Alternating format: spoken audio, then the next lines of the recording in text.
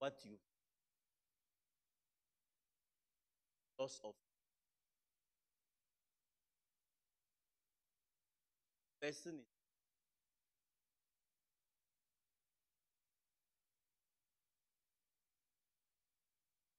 then early with that that is not able to talk much.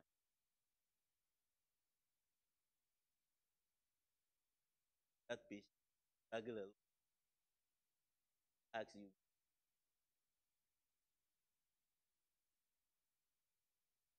Those are categorized as negative lack of. And there is third one, cognitive, that have to do with selective attention. But doctor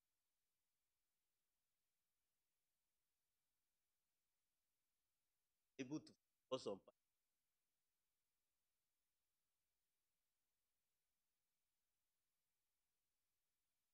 that is. Then there are also problems with general ability area of the that the big classes. As we shall find, drugs we have available are effective against, they are not effective. So I shall come to that. Start with, now for us to understand mechanism,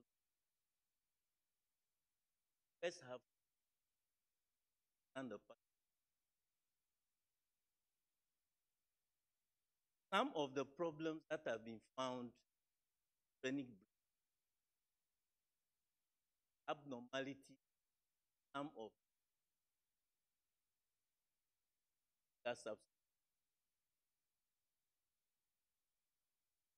So there are abnormalities. In fact, earliest one that has been studied as documented pharmacology. Dopamine, very important, fight for important in the brain. The second popular function of dopamine is pleasure. That so I found that it's a sim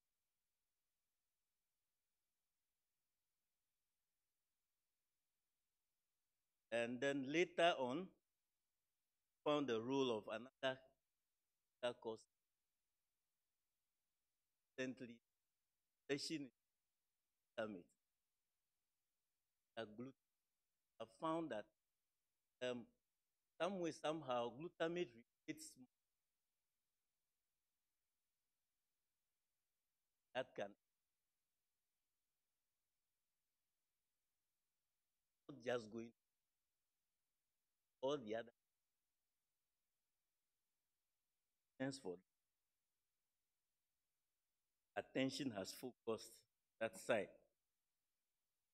Now, because dopamine important one, drugs we have some time on that.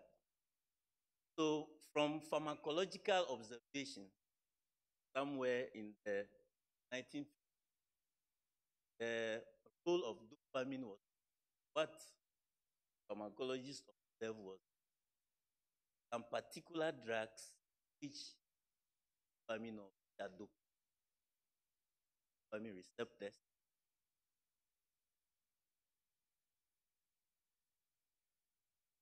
For example, vitamin.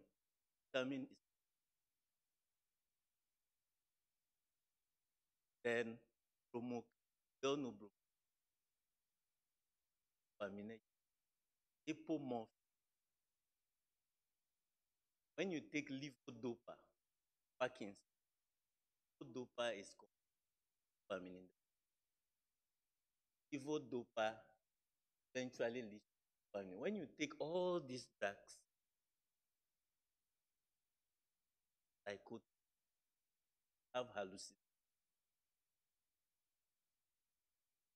So this was the earliest the scientists that the problem is something of excessive dopamine substance that are. Then they also found that this old drug recipe, high blood time ago at the genesis of pharmacy, was antipsychotic drug. What scientists have found was at the next have drugs that dopaminergic, psychotic, have drugs that are anti. That is where the discovery, what potentially could was found. Later on, there were other evidences. Now, it turned out that that observation was realistic, at least for schizophrenia. Yes, psychosis in general related to excessive dopaminergic parts of it. But in schizophrenia, it is not so simple like that. Some areas have excessive dopamine, other areas have a reduced amount. Now, that makes a lot of sense because, as saw in the earlier lecture, psychosis means that in addition to the psychosis, there would be some other underlying pathology separate from. That is the problem in schizophrenia. The primary challenge is thought disorder. Thought disorder, then, so if you treat only the psychosis, thought disorder will stay. But that is the reason why they are not able to normally tend to even thought disorder, which are not due. Right. So the current understanding now is for schizophrenia, it is now believed that a certain pathway in the brain called the mesolimbic pathway. So I'll beg you just show if I can explain pathways because it relates to the drug activity. Bear with me. Explain this.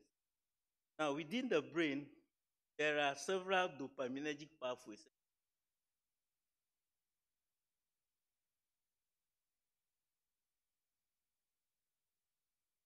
Now, there are several of them, but there are 4 key ones that relate to. The very first one, called the negro striatal pathway, and starts from here, somewhere in the brain, where the SN is. The SN stands for substantia nigra. And then cell bodies are here. Axons move all the way certain area under the cortex. This is the cortex, so the subcortical area. The name of that place is the corpus striatum. Okay? So connection between substantia nigra and corpus striatum, called the nigra pathway. Dopamine is the striatum modulate movement. The movement typically by 2 main areas. There is a group of cells, some are connected. They are the ones that live. That alone is not enough for you be able to move around seamlessly. So there are additional pathways that fine tune that cruise. The first pathway for called the pyramidal, and the other pathways that fine tune pick up the extra. Uh, okay. So the nigrostriatal pathway is part of the extra. So when there is a problem in this, like in Parkinson's, major problem in Parkinson's generally. So what will happen is that movement controlling ability of that pathway has moved others. That's the problem of Parkinson's. Now, in the treatment of schizophrenia, when you take your antipsychotic drug, that drug also interfere with this. That is why one of the commonest adverse effects, what we call extra pyramidal symptoms, because it's an interference with the pyramid. Right. Now, the second pathway called the mesolimbic, and that area called the VT, ventral tegmental area. Then the axons move to areas in the limbic system. The limbic system is a functional collection, loose collection of that content. So key in that an area called the nucleus accumbens. So a connection between nucleus accumbens is very important because it is what is referred to as the reward pathway. Whatever you do and you get pleasure, that system that releases dopamine for the reward pathway. Okay. Now, there are additional connections also to some other places, like an area called amygdala. Without that area, you cannot experience it. When we are talking about anxiety, at that area. So what scientists have found is that there is overactivity of dopamine. That is what positive. When you take an antipsychotic, positive drug has overactivity. Now, they found surprisingly the third one, the mesocortical pathway, the same VT, but the neurons end up the frontal cortex, okay, where you have the higher mental process thoughts and in found that that area, the dopamine is rather low, okay, what they refer to as hypocality. The amount of dopamine activity there is rather low, not high. And it is that area, the mesocortical area, that is cognitive. You can understand why antidepressants are not so effective in the mesocortical. It is not overactivity, which antipsychotic, rather action. So if you want to control the symptoms, then you should be looking for an agent that will rather increase. We don't have such agents that are so effective. We have some that work. We don't have any direct agent. That is why schizophrenia entirely for their. The last pathway is a connection between the area called the hypothalamus, said here, and then the pituitary gland. The pituitary deals with the hypothalamus. So the role of dopamine there is to suppress some cells in the gland called lactose hormone called prolactin. Prolactin, it's breast milk. So dopamine in that pathway suppresses those cells in the so that when you are not pregnant, you don't produce breast milk as a fetus. because it is that pathway that is keeping the milk production in check by control. Now, when you take an antipsychotic drug, it's going to that pathway to suppress dopamine. Now, the inhibition is taken off. So you produce a lot of prolactin. Then that will lead to rest.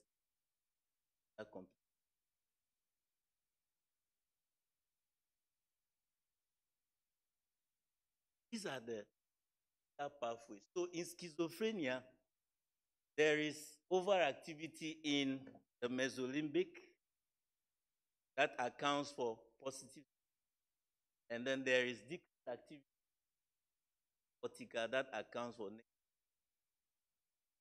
All the other two, that is not. Other one, the two is that control. They only become problematic when you take an antipsychotic like that adds to the side effect. So having said this, then we can now move on to look at the antipsychotic drugs. So these drugs are used to psychosis wherever it appears. That it is a primary effective.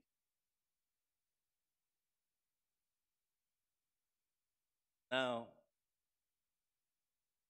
the drugs are only effective in up to 70% patients. No matter what you do, some 30%. That is why there is more research. And then positive symptoms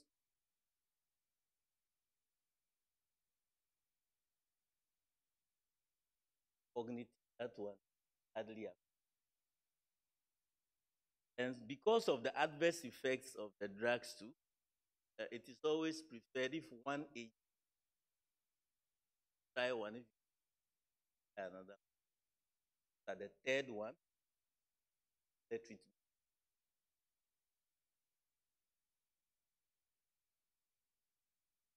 The antipsychotic effect does not manifest. Some of the agents are said that is not the need 4 weeks.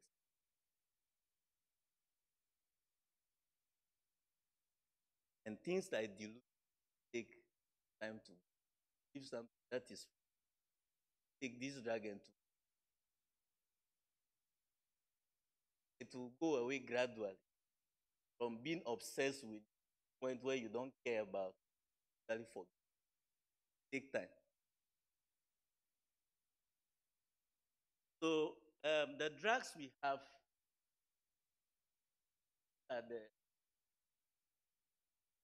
yes, that the very first antipsychotic spelling that I took, promazine, somewhere in the covered by in France, somebody was trying to create antihistamines. Already have promethazine, so trying to or as a but then when they used it, found that the way the patients went the calm for the surgery, the surgeon was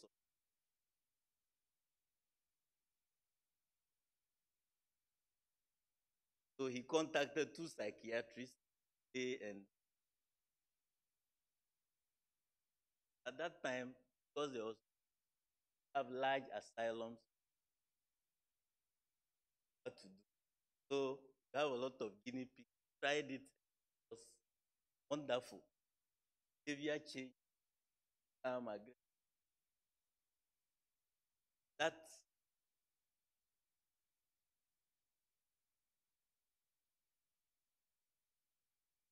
was immediately drive to patient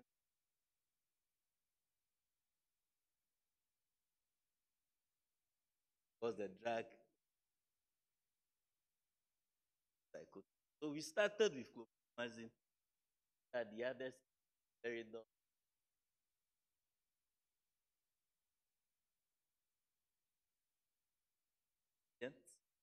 slightly different mechanism.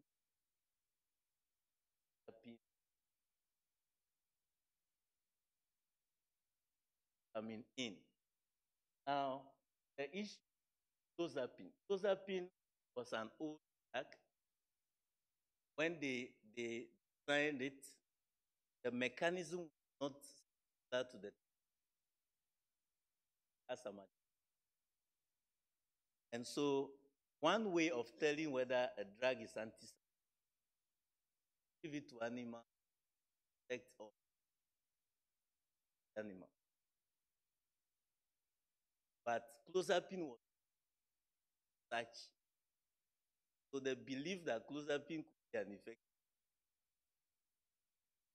But later on, when they tried it, it was effective. But in Finland, discovered that some of the granulocytes, their white cell count,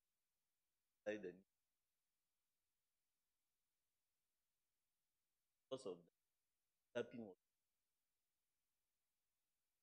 but there was another study that showed that it was effective in treatment and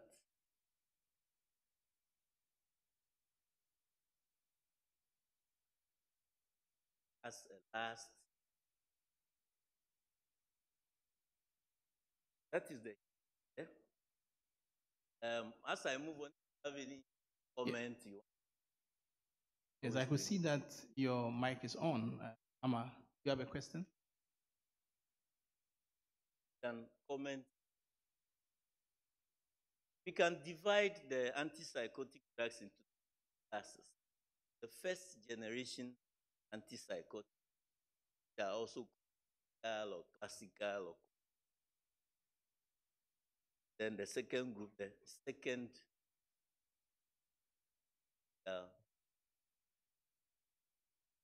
for the first generation chemical classification, you have the phenothiazines there.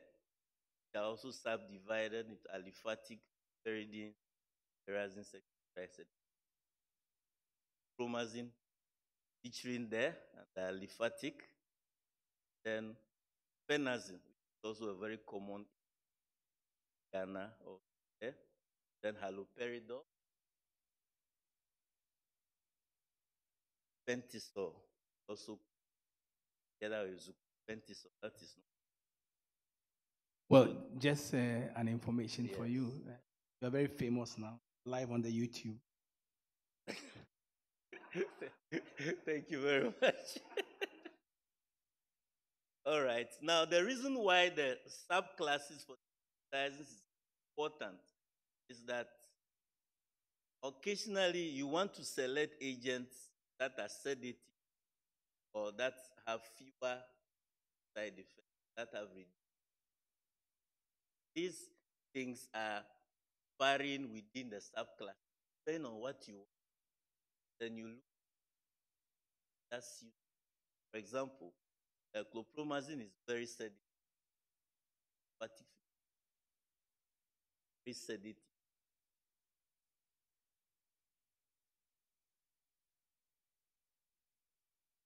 Then the agents are also classified according to potency. So we have low, high potency. Peridol, phenazine as high potency.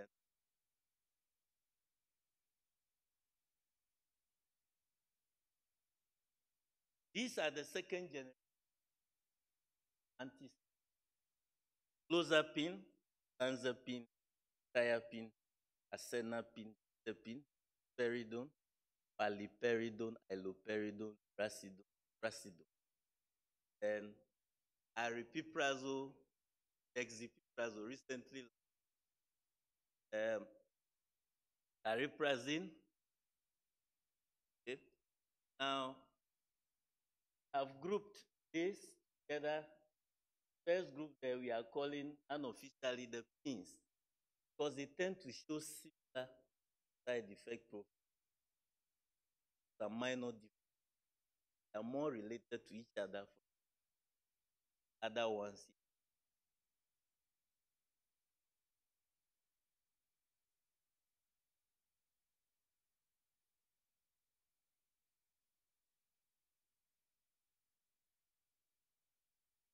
Now, find the term atypical and why initially that term was applied because it was expected that antipsychotic side effect. That's the typical manifestation.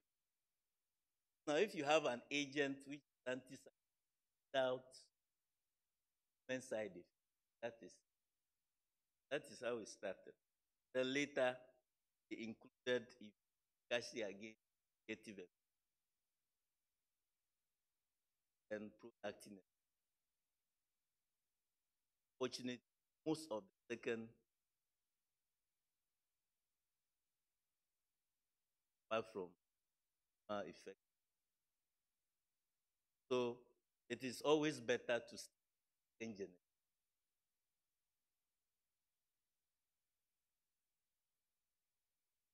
Now, in comparing the two, there are two key differences. The first generation agents are prominently antagonists of a dopamine receptor called the D receptor. Dopamine has 5 subtypes. That's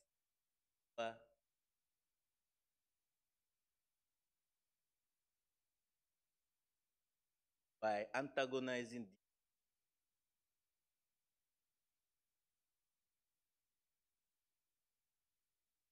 the second generation agents are different in that aside D2 block some of them partial agonists, just block, also have a effect again.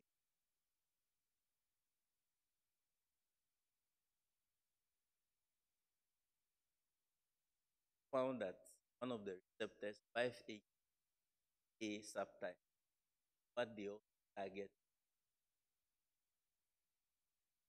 So broadly, the major side effects first generation are logical. For the second generation, that is your challenge, metabolic. Take the drugs, you gain weight, blood sugar. That is the major problem.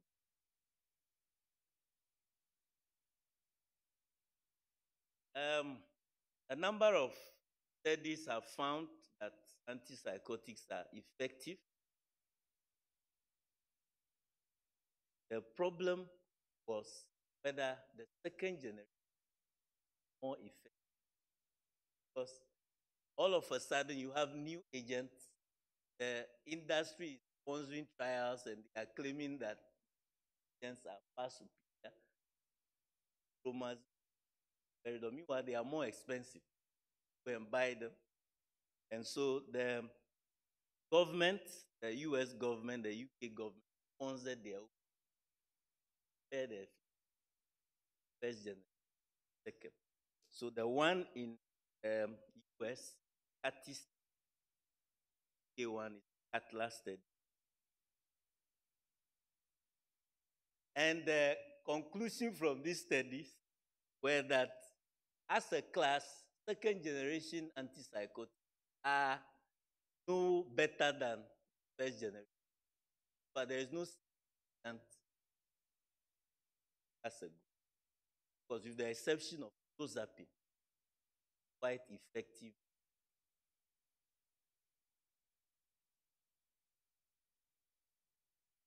They also found that patients are more likely to stay on olanzapine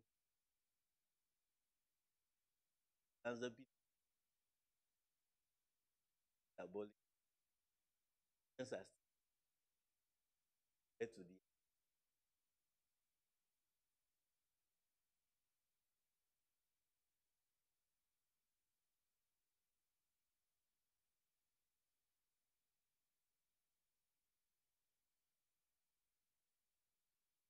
dopamine antagonist. Then you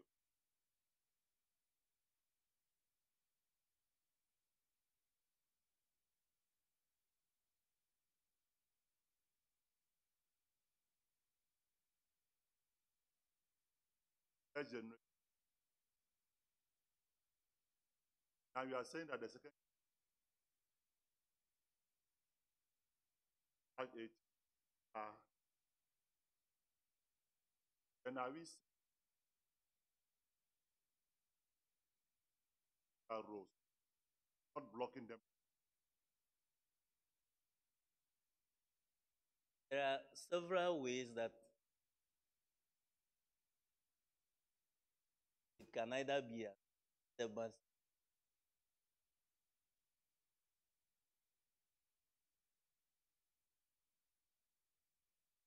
So it doesn't have to have any,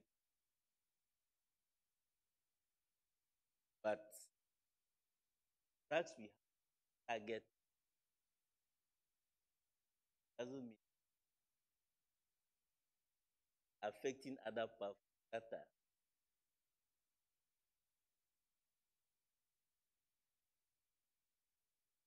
No, As we move, we will ask it. Right. So the mechanisms I've already emphasized. For a drug to be antipsychotic, agonist, I mean, now I've even found that drugs are able to up to a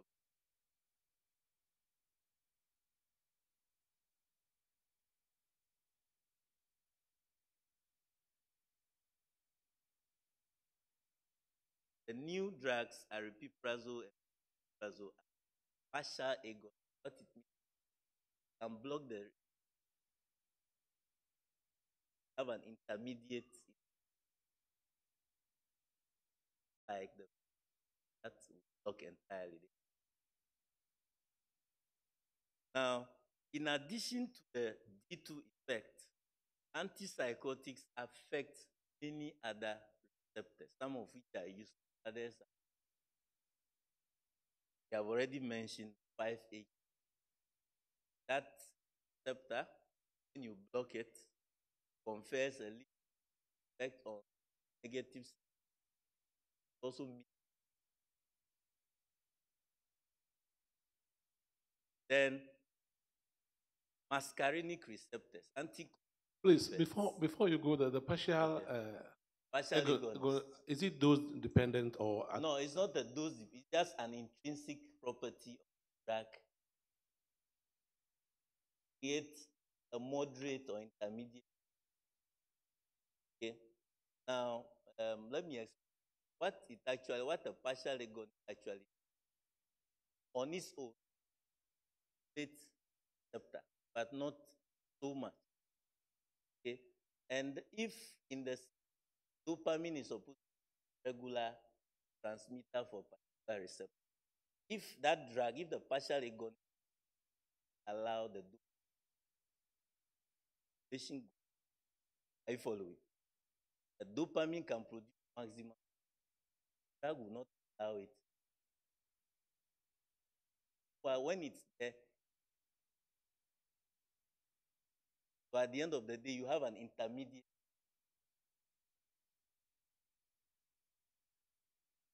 Like Konongokaya. Yes. You know. That's the illustration. Okay. And so just to add to that, that partial agonist why aripiprazole, because it doesn't completely the partial thing. It does not create.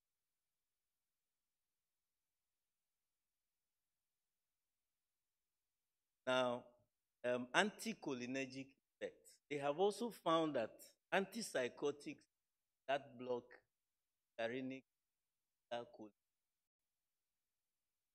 are critical in the parasympathetic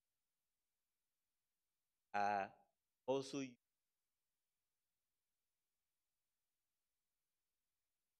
antipsychotic drugs that block dopamine.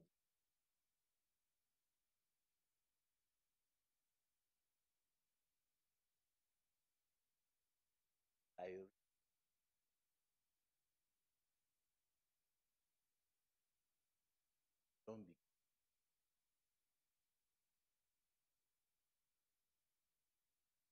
Then antipsychotics are also antagonists of H1. They are anti-TNS terms, sedative, anti.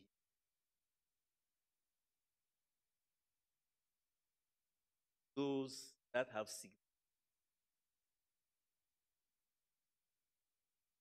Then some of them would also block the alpha adrenaline. That will lead them with pressure control. Never alpha receptors agonize tension. So you have a mixture of all these different antipsychotics have different that define the side effects.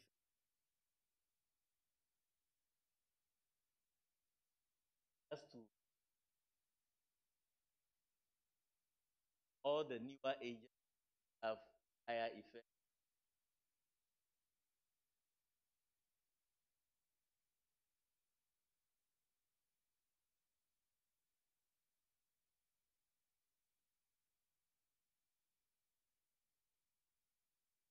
The drugs can either be given orally or IM, what is called.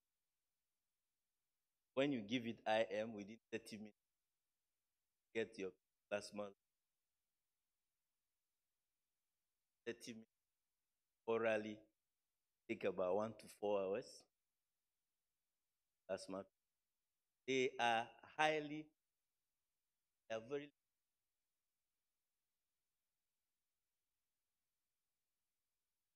they're also bound to plasma.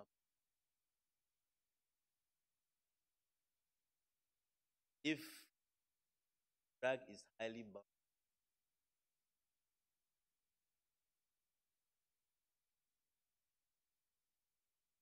warfarin drug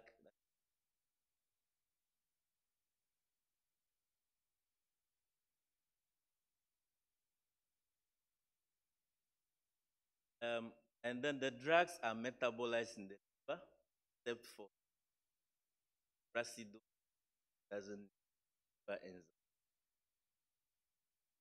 Because of this, variations of polymorphism, nature of liver enzyme that will make that a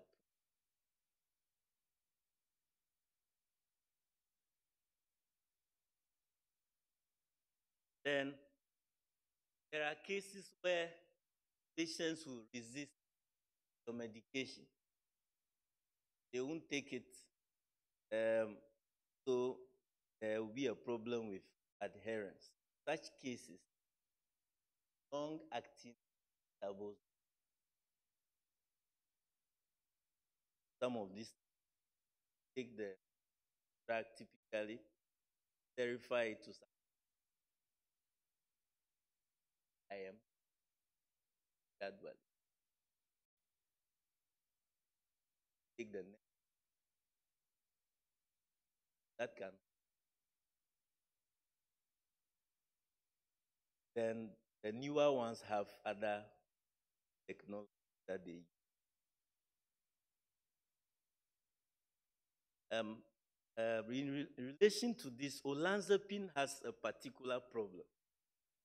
If you give IM olanzapine to somebody, you have to monitor the individual because of what's called the post-injection syndrome. And the reason attributed to this syndrome is that the condition arises because by injection. Inject the drug of getting to test that vessel that delivers large. Want to keep. Don't want to put all that into. So the high levels ends up in that vessel. Biggest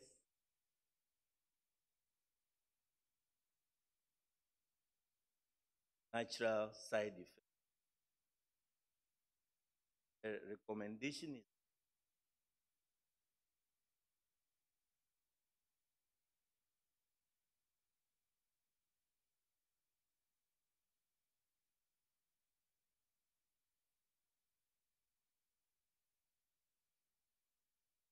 just at that very, very critical. Already said that the movement disorders, extra pyramidal symptoms, because of appearance. You have a question? People can come. Answer. Okay. Kind of to what to.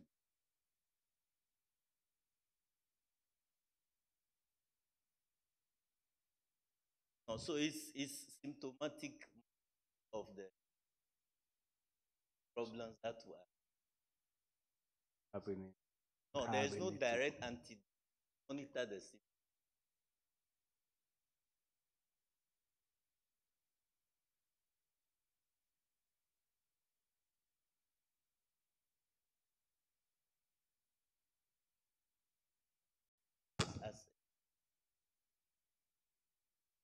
Yes, point where they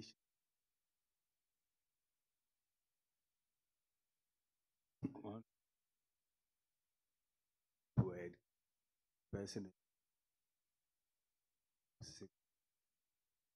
No, that is why you monitor. So once there is a challenge with sedation, that's my question. Okay. You are monitoring. Yeah. You are seeing that the person is okay. What do we? What do you? Fortunately, the sedation doesn't normally lead to. Just allow. Hardly will be beyond. But the challenge is if the person is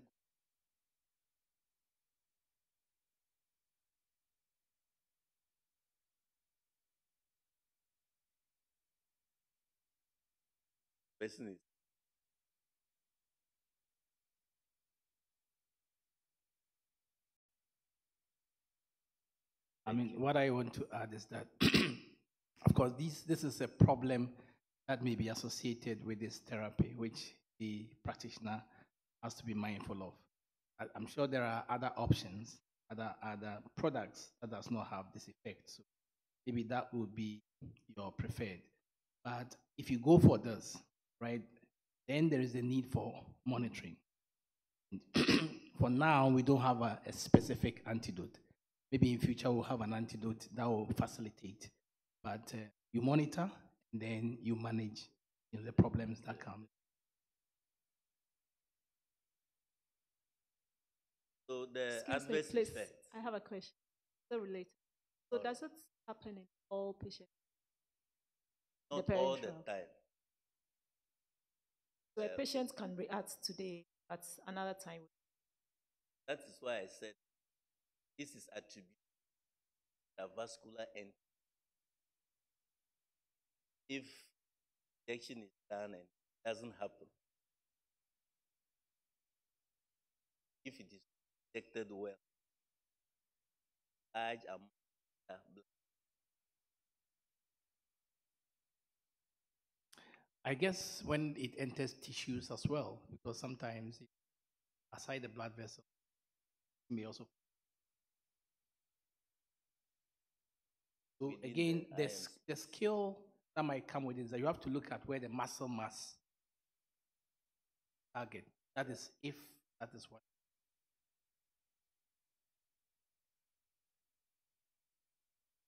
Okay. So the extrapyramidal symptoms can be divided into main.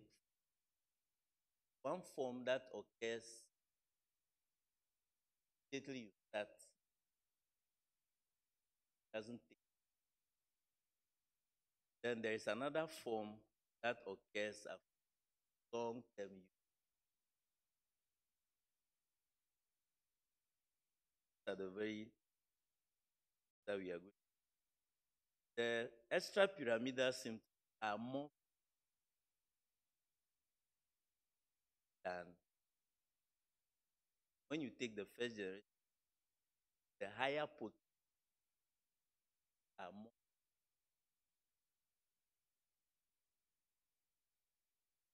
haloperidol.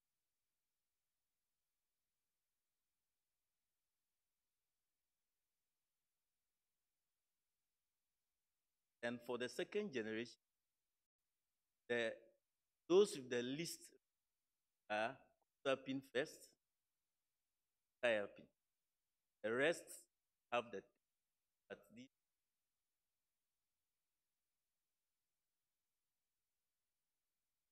as we begin.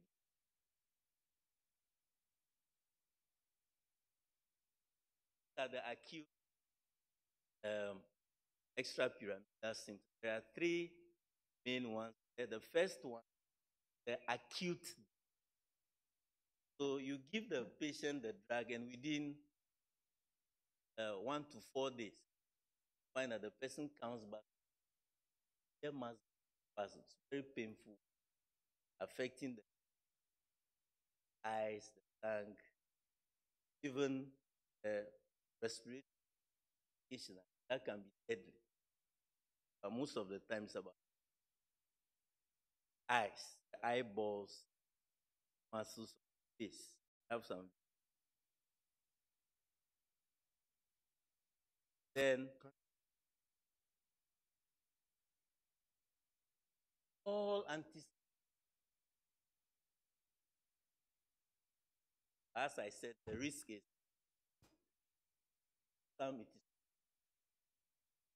some you hardly clozapine hardly, but it is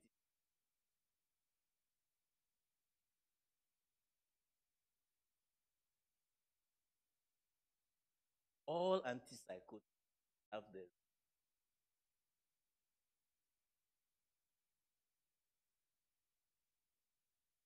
take haloperidol. Yes. Let's give examples. Diapine.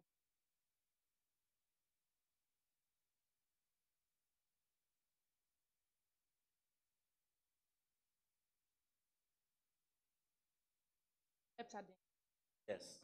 So any I've seen the strap good, used drug. good. Any D2 receptor blocking can produce doesn't have to be bromide is a metazine.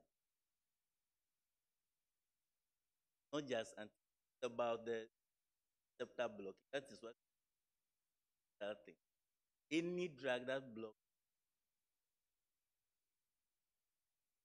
have a somebody bromide.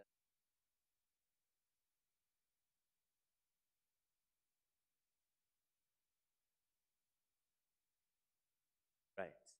The second one, which occurs between 1 to 2, the Parkinsonian.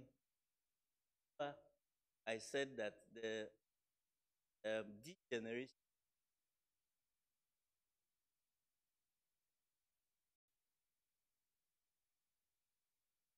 If you take your antipsychotic, auto disrupt the. The only difference is that in Parkinson's, the neurons are dying off. Your antipsychotic drug use, you are using the drug to suppress that same. So the symptoms that you see just be similar to because but the common manifestations are tremor at rest, muscle rigidity, tonus, radical, problem, have a at the last acute symptom, acathism. In acathism, the patient feels restless, motor restlessness. They also describe a subjective restlessness. And the only way they will feel fine is motion. You have to be free from restlessness. So this is also a common feature. The challenge occasionally is that if the patient is unable to describe his or her symptoms, well, this might be mistaken for acute agitation. So instead of reducing, say, the dosage for this thing down, you think it's acute, then it becomes worse. So this one, the psychiatrists always have an important job.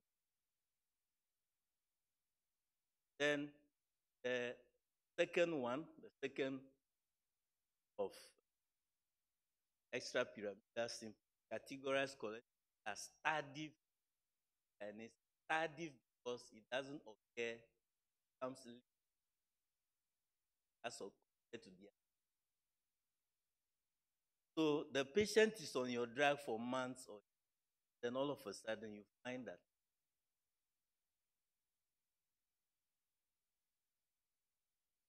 tongue will also be arms. Okay, and I've found that if these symptoms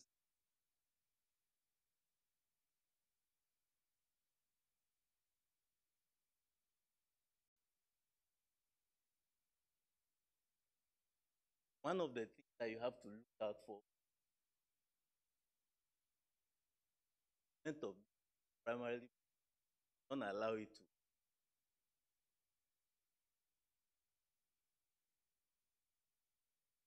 So let me show you the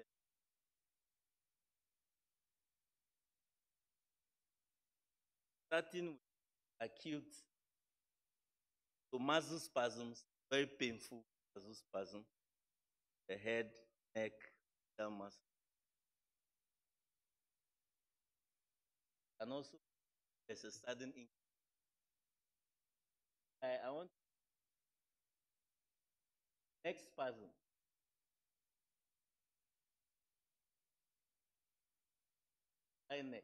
Neck.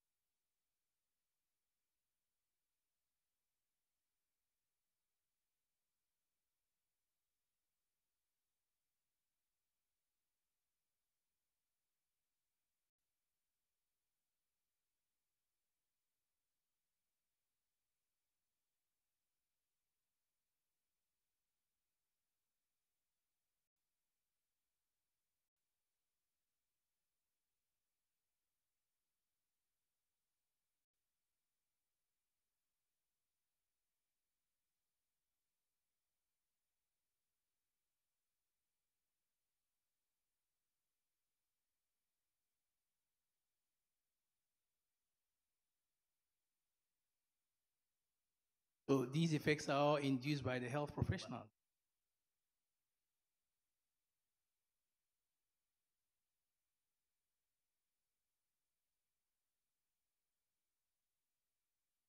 That is With their so-called most effective interventions. yes.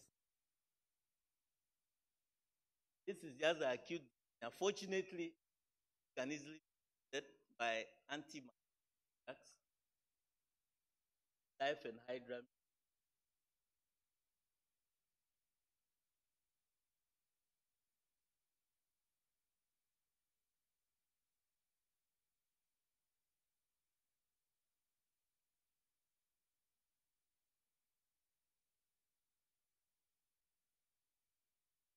So Parkinson.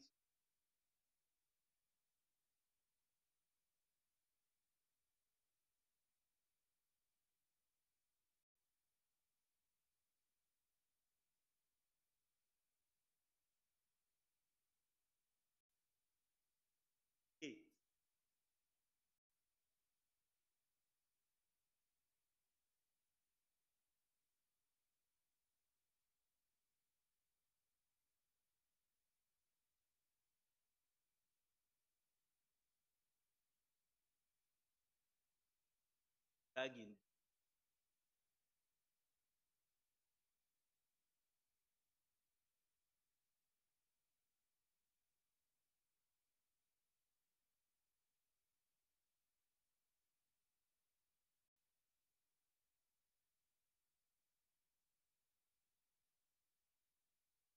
More best.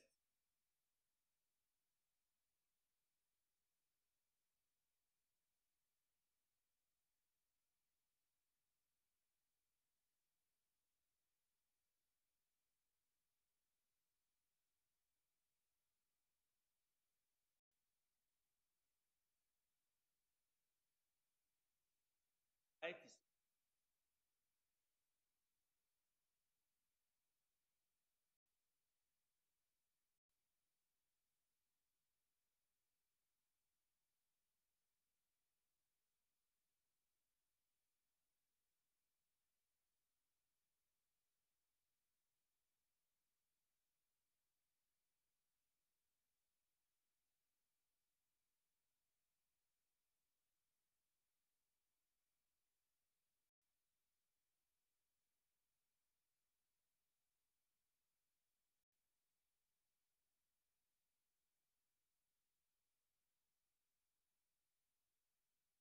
last one.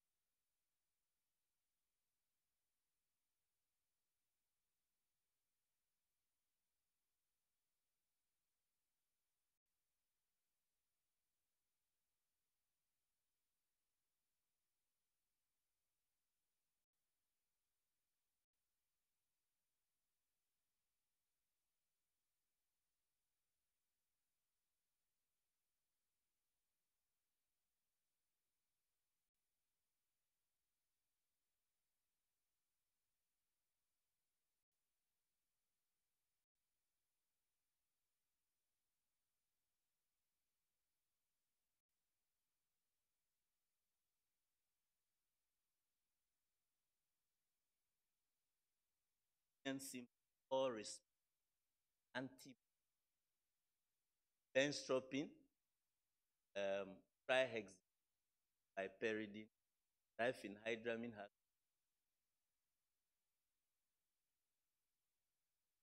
but the first approach, unless the hearing at that's why you can reduce 1 to, but if you don't have very good, then the third option, add gentle X. For akathisia, same way you try reduce, doesn't work, change to an atypical by risk. If that is not common, drugs can be used. Pranolol, antimuscarinic,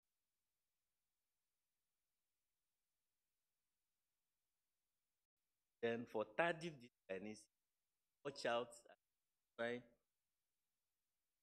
gradual dose. That is not high risk. If that is not, then tetrabenazine and diazepam don't have a lot of that have been. Tetrabenazine and diazepam, antimuscarinics. Now the other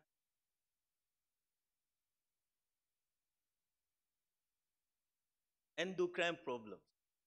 The antipsychotic is going to block dopaminergic. So,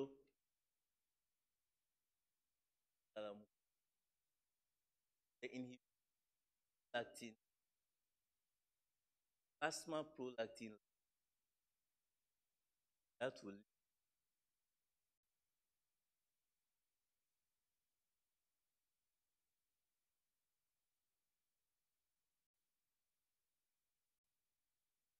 then sexual dysfunction is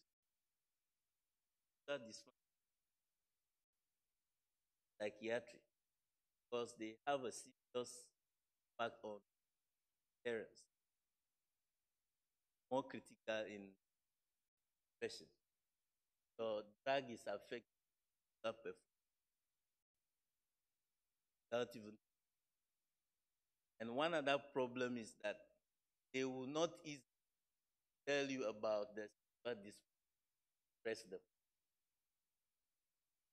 Critical that whenever you some of these try and question, try and extract that information.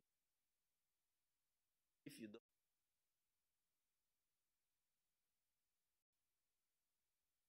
sedation for those that antihistamine, antimuscarinic side effects are also they're very common with chlorpromazine, other low clozapine and anzapine are also very anti. Ready? If the patient has glaucoma, worsening,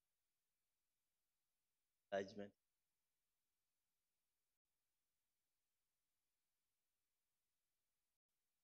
patient, tachycardia.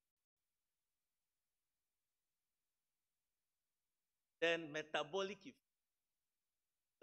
with the second generation agent. Extrapyramidal symptoms are not a problem, but major problem. Take the drug, and then the patient gains weight, sugar level rise, or frank diabetes.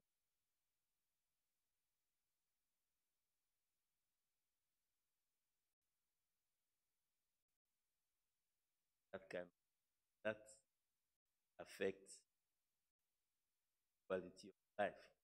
So olanzapine is particularly olanzapine and clozapine, they have the highest risk.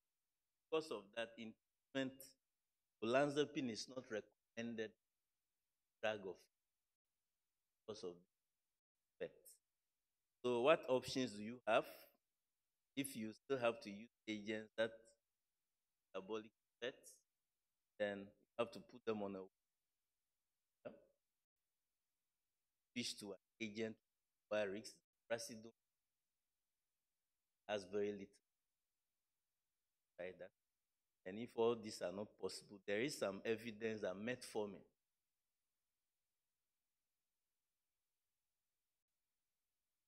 trial that tried about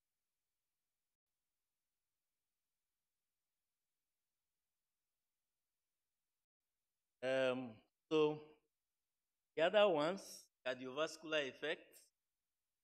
All antipsychotics can prolong the acute interval. All of them have that risk. Some are worse than others. The highest risk is thyroidazine has gone down, but clopidogrel can do that, and prasidone has that risk of tachycardia. That can sudden cardiac. A lot of serious issues right here. Hypotension is also common. Then some of the drugs can lower that threshold. So promazine is one, clozapine is another one. The risk of clozapine is far higher. So these things should be avoided. Epileptics. Okay. There are other factors that we factor if the person. Thiazines can produce mild cholestatic hepatitis. Promazine for. Then clozapine produces agranulocytosis. That is why it is observed only. And if you are using bicell in the very critical bodies, other than that, the of some. Then the position of the drugs in the eyes. Down clopidogrel, regular eye exam, because some of the metabolites can deposit cornea, become blind. These are the critical things. Lastly, there is idiosyncratic condition which anyone who gives this is the antipsychotic epileptic. So you give your drug, especially the hypotensive one, and you realize the patient turns quick. A sudden rise, their muscle rigidness,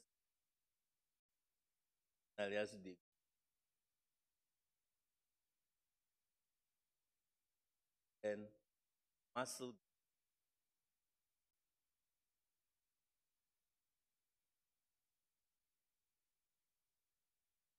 An emergency treatment options is immediate withdrawal of the drug, and then because appears to be excessive dopaminergic blockade, that is, there's also some benefit given dopamine.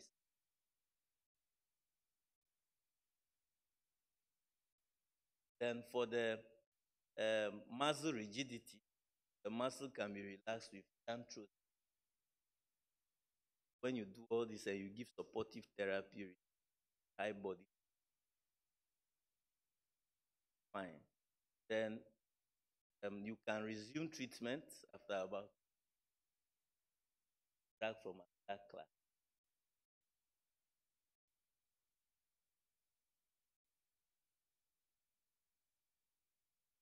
Finally, when a patient comes with a psychotic disorder, the treatment is divided into the acute, the patient agitated, then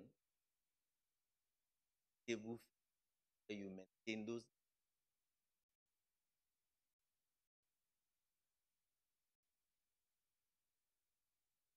So in the first phase, some of the patients are severely agitated, they are violent, they are aggressive, and so you want something to calm them. So use IM injection, what is called rapid tranquilization, to calm the person down. There is evidence for the use of lorazepam combined with haloperidol. That is very effective, and if you can also cancer other new, but chlorpromazine because of the finally to giving an IM injection struggling. If the patient is aroused, pathetics is charged, have a lot of dilate. So IM injection can turn into IV because of the lot of your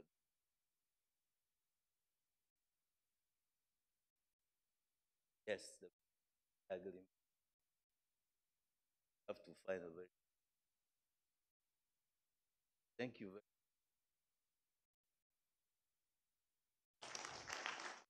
Thank you, Dr. Abochi. So, Tony? Yeah, the use of metformin in managing weight gain, one of the side effects of metformin is lactic acid. Would that not worsen muscle problem in terms of pain?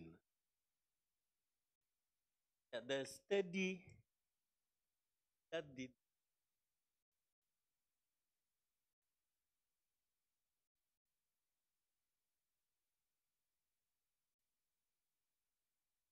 maybe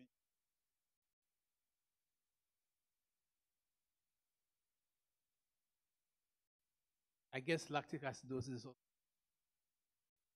depends on the dose.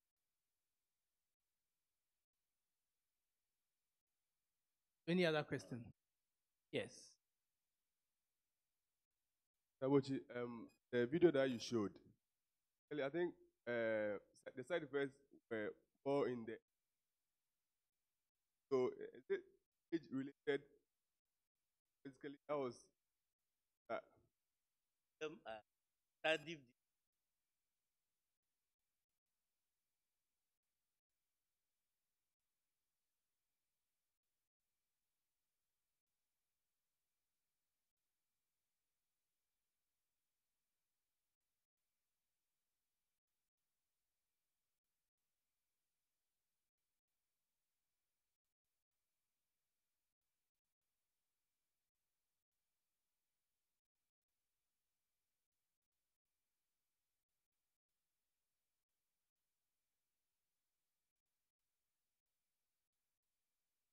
Okay, Okay, Kizzy? Yes, just want to find out the average. that to be the subject.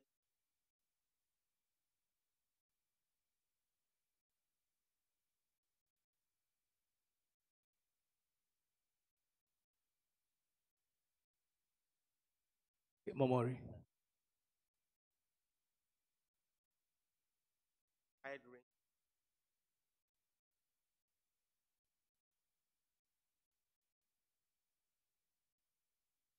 Sorry, The we don't developed hear you area. when you get closer to the mic. Don't hear you. Yes. I just wanted to find out what kind of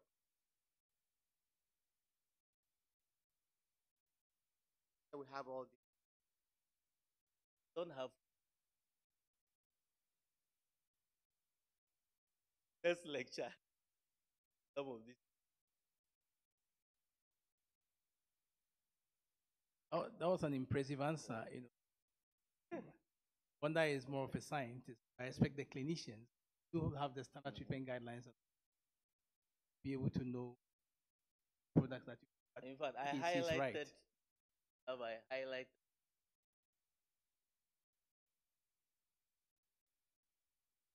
highlighted.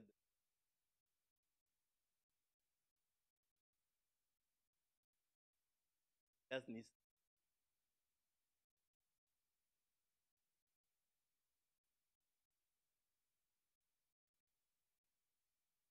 Divine. Your question. support. Tabosu.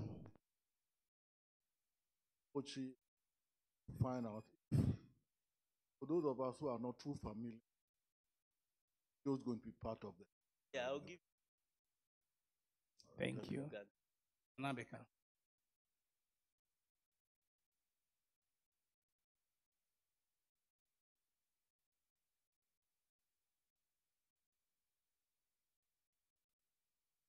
And then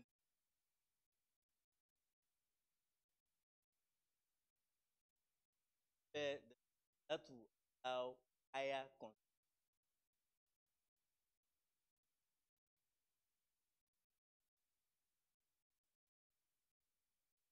Effect is dose related.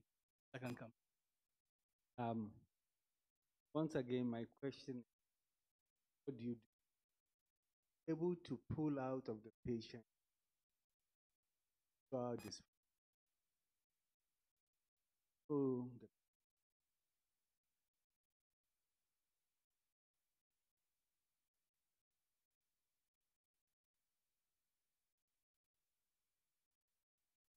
that is the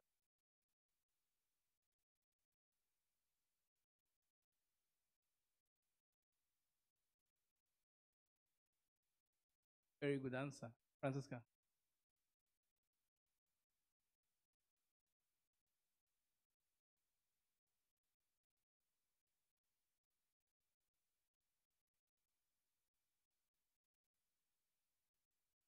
Amen.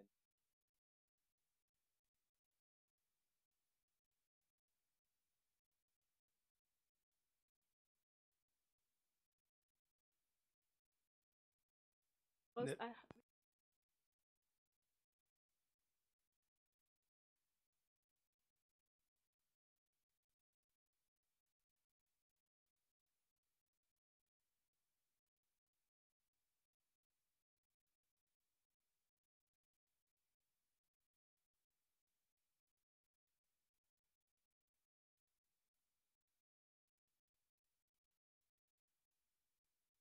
Thank you. And also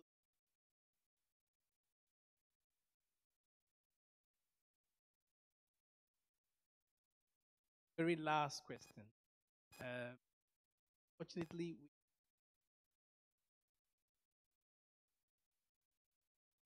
that you come again.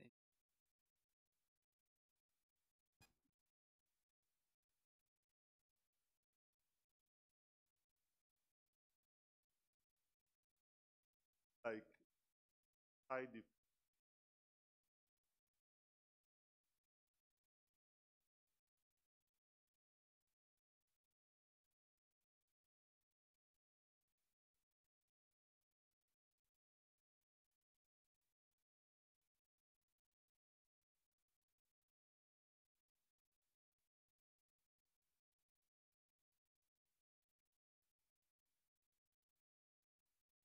As a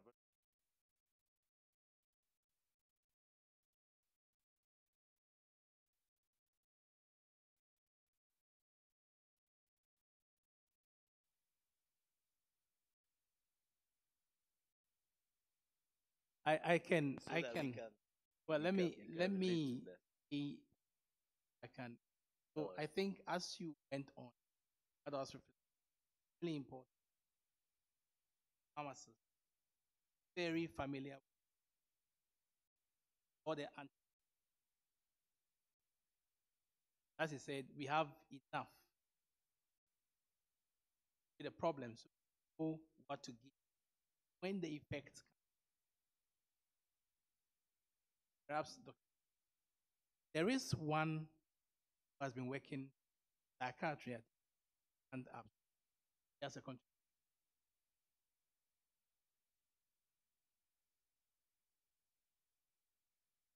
That education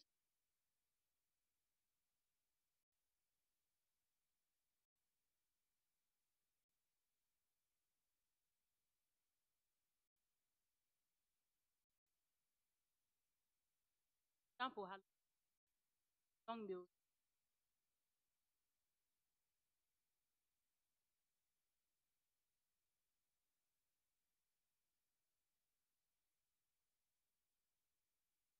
Side effects. When it happens, talk to the like the medication. When you assess that maybe that one too can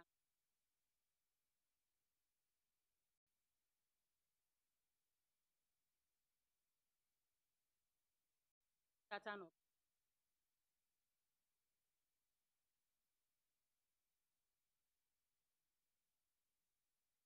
Agra or aphrodisiac. That's when that the patient. That's what we decided on. So that's experience from practice. But as I said, you realize that this is case by case basis. You have to know the patient, right? Select the appropriate medication, have to monitor, efficacy, check toxicity, and you know what to do. Case by case basis. You have to be very familiar with the patients, and the patients are on, mindful of drug interaction. Because if you give medications, the patients get into the state. I think that, is the condition, but actually, thank you very much, Dr. Abuchi. That was an excellent lecture. Thank you. All right. So we would want to have some 5 minutes mobility. Dr. Donnell will come back as now we have had an overview of psychiatric disorders. We antipsychotics. Next, going into management of disorders. That will be yes. So whilst they are trying to get him, you can stretch a little bit. Some mobility. Please don't go far. We'll start very soon.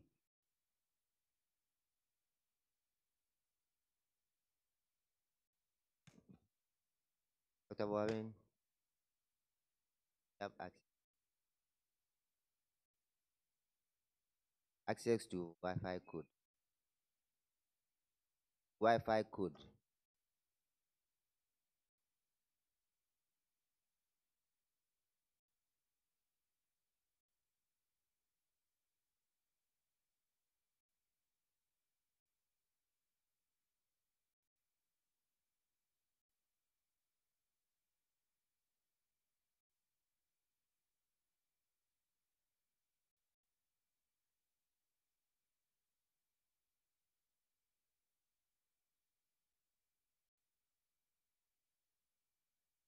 Hello, the washrooms are down.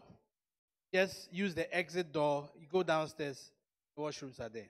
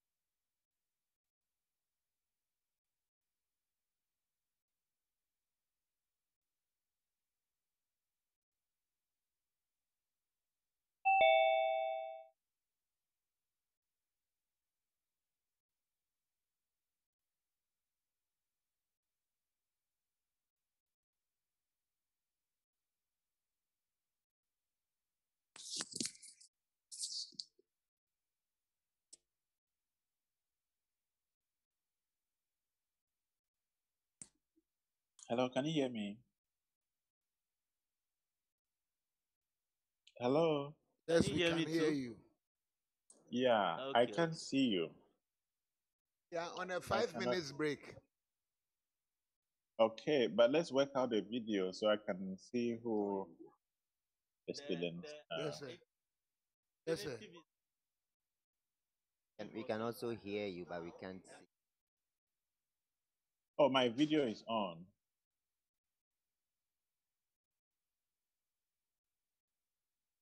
No, which is the YouTube site? Let me see. Okay, you sent me a mail on that, right?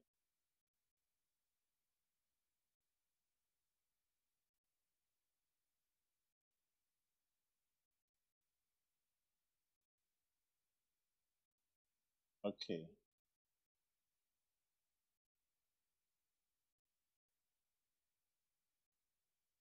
All right.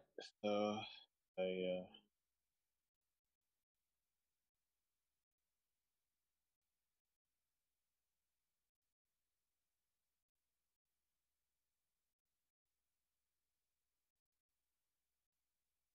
yeah, I'm okay on the YouTube. Yeah, I can see on the YouTube.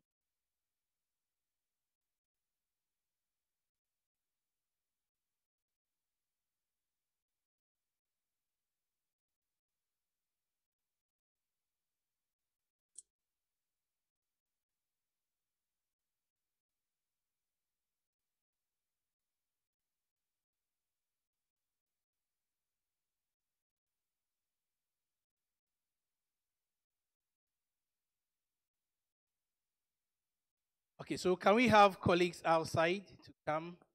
Dr. Done is in. We can start the next lecture.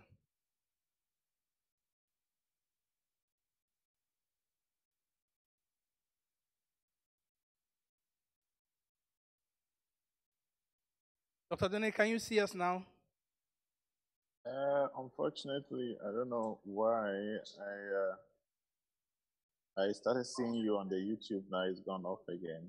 I think they would put you back. We started to live on YouTube, so I'm sure they will put. But can you see us from there? Well, we're still working with the I technicians. saw the first time, but like I said, I am yet to see now. When I logged onto YouTube, I was seeing you, but now I can't see you. I can only see just my name and e-learning page and you. Hello, colleagues, can you come in so that we start? Pablo, I can see you outside.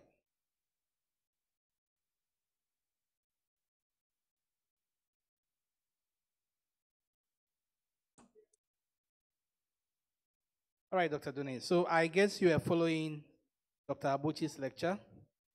Yeah, I did. Excellent. So now we are on management of psychiatric disorders. And a lot of questions came that we defer to you because you are a practitioner. All right, so please, you can start the lecture now. Yeah, I'm just waiting for the YouTube feed to get online so I can see my participants. Yeah, hello, can you hear me, everybody? Yes, we can. Okay, can we start now then with the question that came up to launch us into the discussion?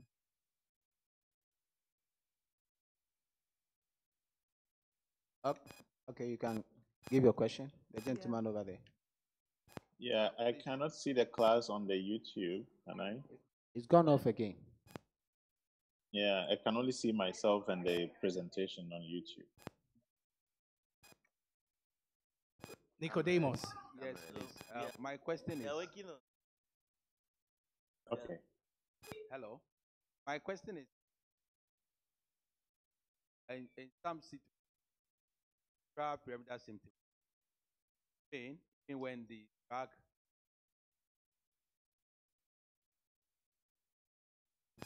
that are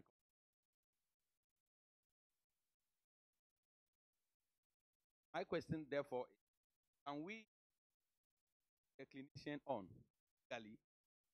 My relative found in have for not making the interventions that hello? will save my patient from that.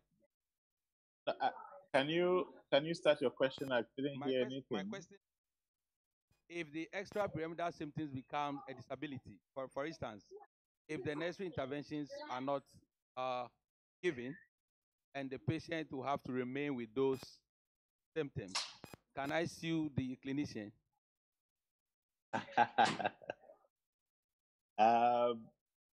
Well, that's a very interesting question. But we don't have the only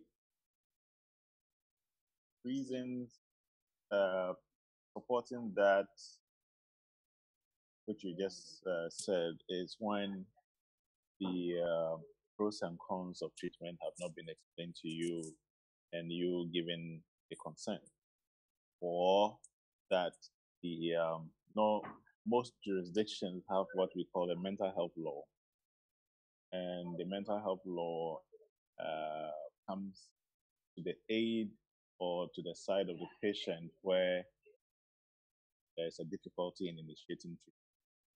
That is when the mental health law, prescribes for what to do in certain situations where consent is not explicit from the patient. So if the clinician went by all of these,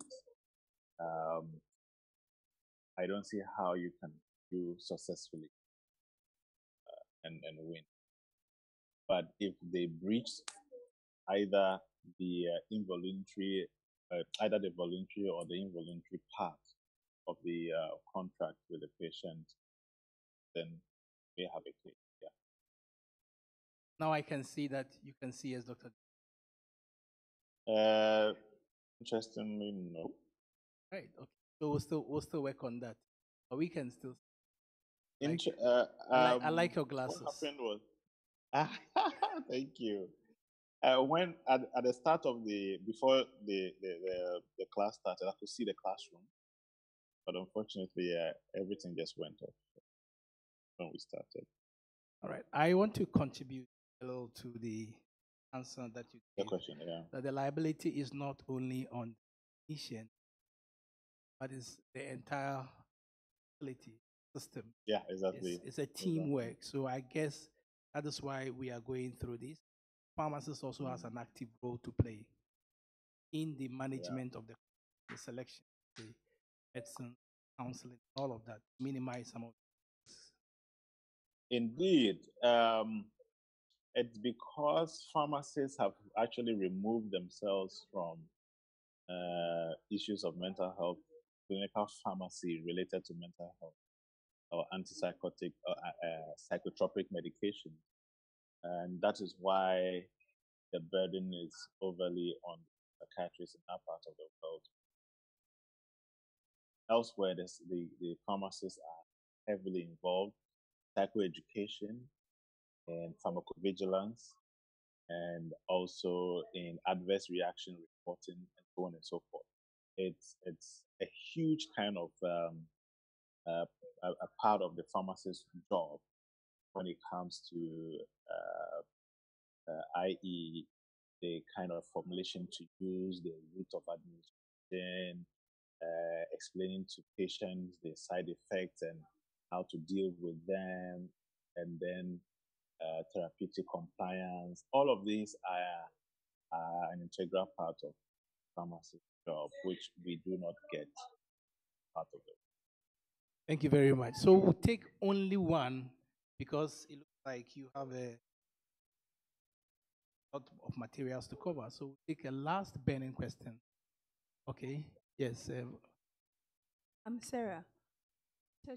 With a drug in type, is there the possibility to draw the substance and complications of the psychosis? Yes and no. Yes, if it is in the early stages, when the person stops taking the substance, the psychosis goes away. And that is why we call it a drug induced, as the meaning is, it is the drug or the substance that is inducing the psychosis. So when you take away the inducer or the inducing agent, then it should go away. But then it's like the development of hypertension or diabetes. When you throw so much sugar into the system, over time, the system is unable to take it. And then you develop diabetes. Even though initially you are not supposed to develop diabetes, you're developing diabetes. So in the same sense, if the substance-induced psychosis persists over a considerable period, then you are likely to fall into any of the categorization of the primary psychotic that become chronic issue. I must add quickly that I talked about the primary psychotic ones, and the thinking of most people is that all psychiatric conditions are permanent. For example, acute or brief psychotic disorder is not a permanent. It disappears with effective and good treatment. Schizophreniform diagnosis is a schizophreniform disorder. The name schizophreniform means it looks like schizophrenia, but we cannot confirm that it is schizophrenia. In some cases, with good intervention, it goes away and never comes back, because you cannot have schizophreniform for life. It's a temporary diagnosis. So this that I'm underlining are temporary diagnoses. The ones that are chronic diagnoses, like diabetes and hypertension, are this one, so 1, 2, and 3. These you need to manage for life. 3 and 4, sorry. So you have schizophrenia, schizoaffective disorder, delusional disorder, schizotypal disorder, which usually is discussed under personality disorder. These are chronic. Schizophreniform disorder is a temporary diagnosis. Acute or brief psychotic disorder is a temporary diagnosis. Usually, acute or brief psychotic disorder, symptoms resolve spontaneously or with treatment in less than 1 month. Less than 1 month, or less than 30 days. With or without treatment, acute or brief psychotic disorder, they just disappear. But if it goes beyond that, then the diagnosis will change from acute or brief psychotic disorder to any of these 3 or 4 that I hope that explains. Right. So now I think we can go on to the. Yeah. Unfortunately, I still can't have access to you on. Okay. Who is talking, please? Susan. Is this what we call in normal or in everyday language as nervous breakdown? I mean, the acute breathing. The acute, yeah. I think a very, very important point you just raised. When people say they've had nervous breakdown, more likely or not, they are talking about this, right? Rarely, maybe this. Most people with schizophreniform disorder will progress to schizophrenia. Schizophreniform means that it is schizophrenia, but it doesn't quite meet the criteria for diagnosis. But eventually they do meet the criteria, and then they migrate to this point. But people here, and then I hope you've heard about high fever. There is no diagnosis as high fever, but normally high fever refers to either bipolar disorder or acute manic episode.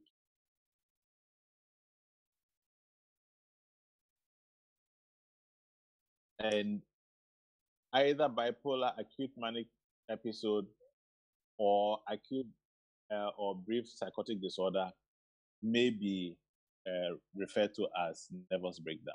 Yeah.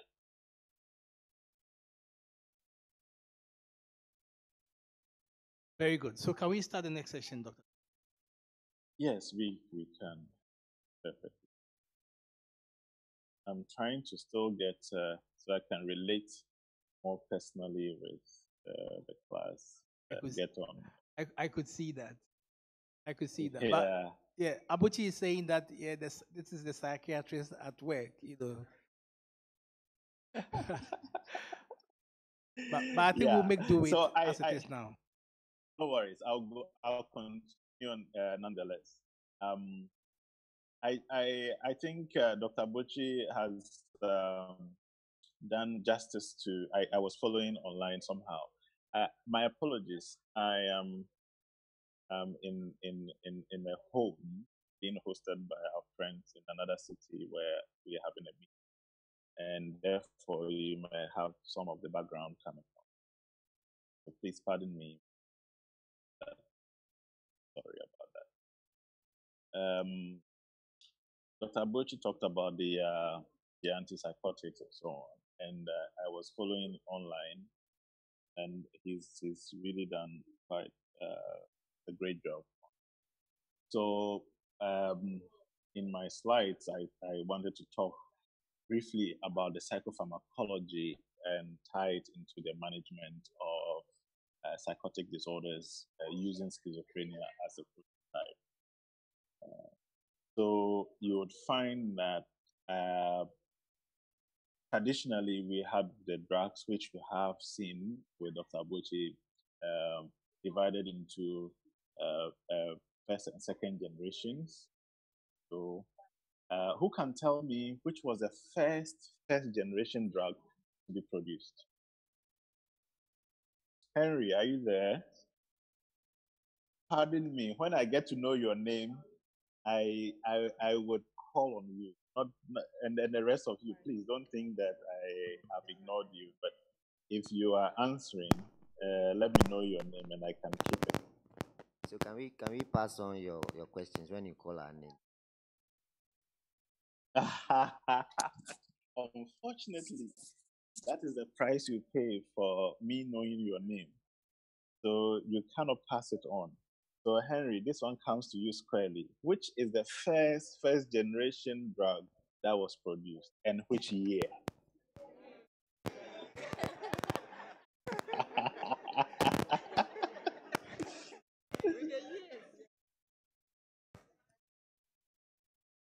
Okay, so as part of continuous assessment, I am marking.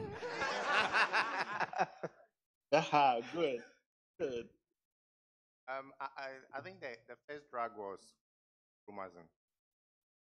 Not for the year. Correct. Sure. Okay, who can hazard a guess? Okay. Henry.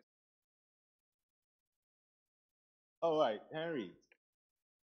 So this is not Henry. Correct. Yeah. Can you tell Dr. This is Dine your second name? Henry. Oh, second Henry. Yes, all right, please. good. Henry Opoku. Right. So 1950. Oh, Henry Opoku. All right, 1950 is correct. Yeah. And who can tell me the circumstances under which chlorpromazine was discovered?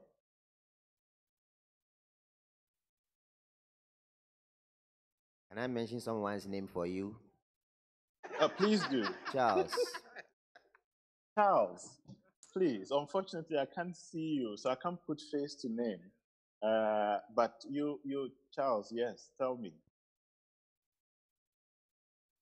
It's Charles. Charles is sitting very close to Ike. So the Charles that is sitting close to Ike. Okay. So I will support Charles. If I remember Dr. Abuchi's lecture, I think out of anesthesia and given to the patient supposedly for antihistaminic effects and found the changes in behavior. They also looked at the possible in patients who agitated. Good. Well, it was by chance, just like any scientific discovery of note. And I think you got that on. And what other chance did the discovery of chlorpromazine lead to? It led to one very important breakthrough in medical history. And if you get it, I owe you a lunch when I touch down in Ghana. Okay, I'll give you a name. All right, please. What's your name? Grace. Okay, that sounds good.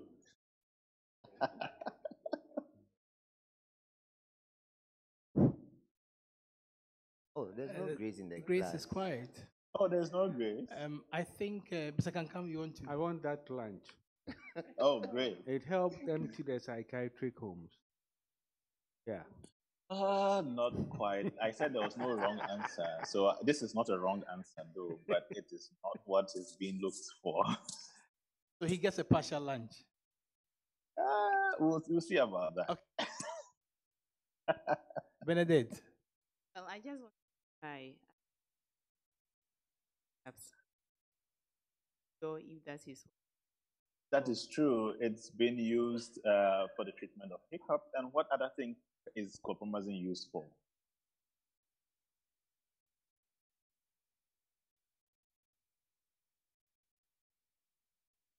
Just as a follow-up to what you just said for hiccup. It doesn't. I'm not saying it's the answer I'm looking for the first primary question.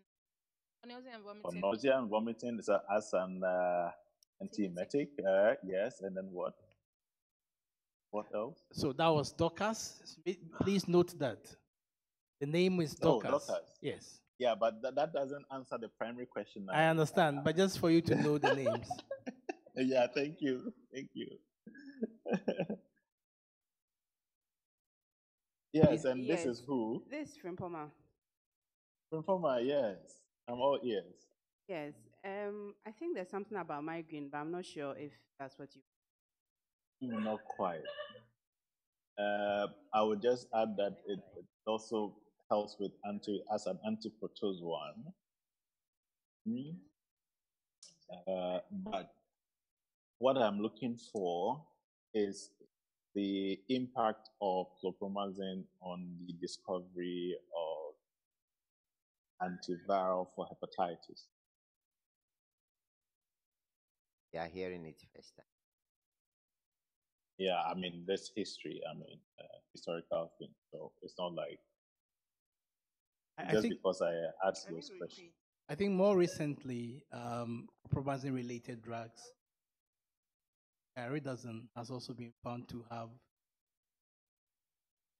effects. Yeah. They are exploring to see if it can be used for drug resistance. Yes, that's true. Okay. All right, so we'll move on. So, so we have the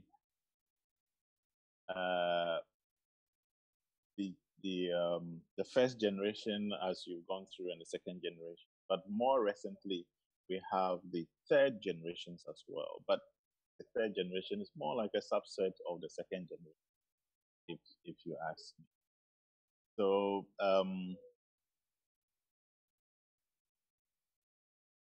yeah. So who can tell me what was the first second generation drug to be produced?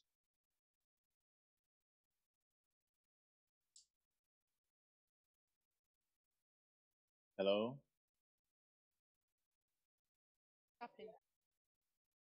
Clozapine. Great. So clozapine has been found to be a very most effective drug in the treatment, and we reserve it as a last resort for the treatment of treatment-resistant schizophrenia. So when all else have failed, then we fall on clozapine. And in places like Australia and the developed world, have clozapine clinic. Most of the special effects of clozapine, there are people whose specialization is clozapine pharmacology. So that's one of the things I needed to say. So who can tell me which of the drugs within the subset of the second generations fall under third generation.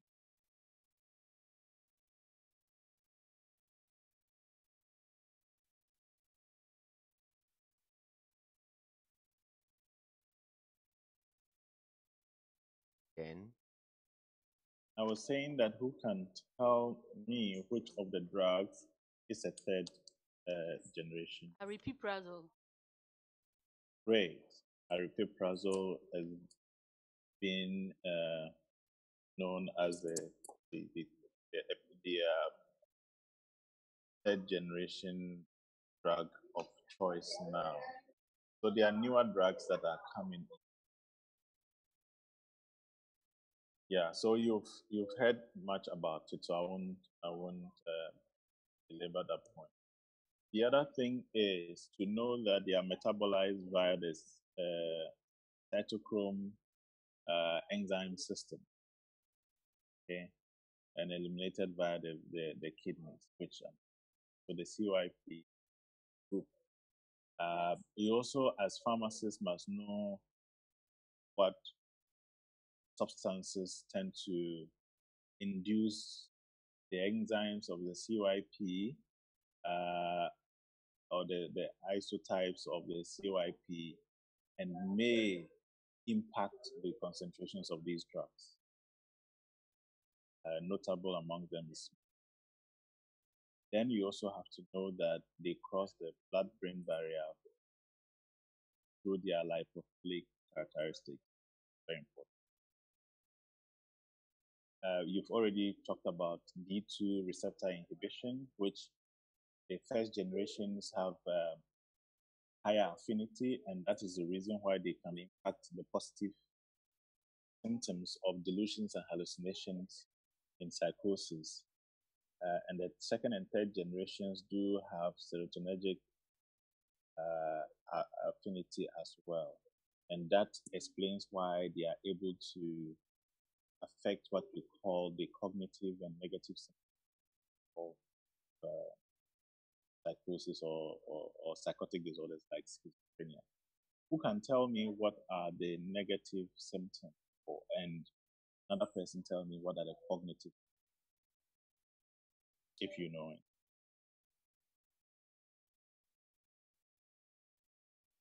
it. Negative symptoms, loss of play. Great. yeah, withdraw. Good. All right. So broadly, who can just in a sentence tell me what we mean by negative symptoms broadly?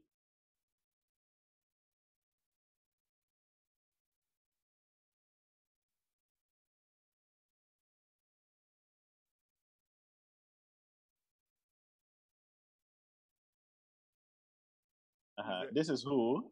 This is who? Charles is finally. Charles. Now I think I can see your face. Yeah. The summary, the positives, aggression, hyperactivity.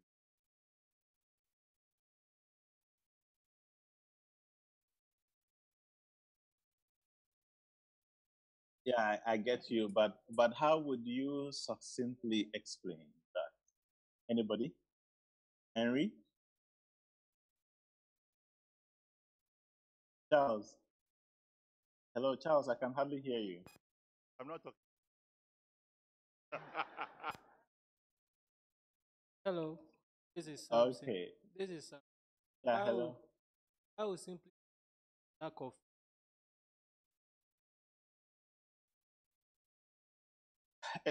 Well, lack of interest is one of the negative symptoms. It doesn't explain. Yes, hello. That has affective. For the mood It's component, where you have which of the affective symptoms? reduction in pleasure, and then withdrawal from. Well, that is a negative symptom. It doesn't explain what negative symptom. the affective symptoms are lack of emotional expression. The person becomes blunt, or like a piece of wood. Talking to the person, like you're talking to a piece of wood. There's no expressional interaction with you.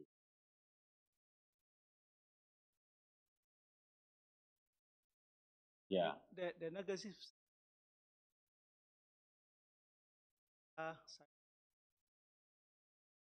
Oh.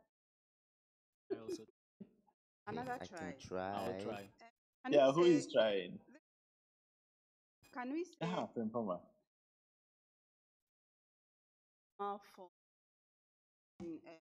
people?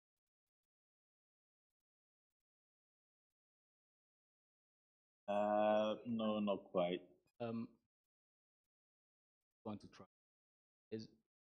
It could be things that ideally are in the individual, but are now Unfortunately, I absent. can't still see anybody, so.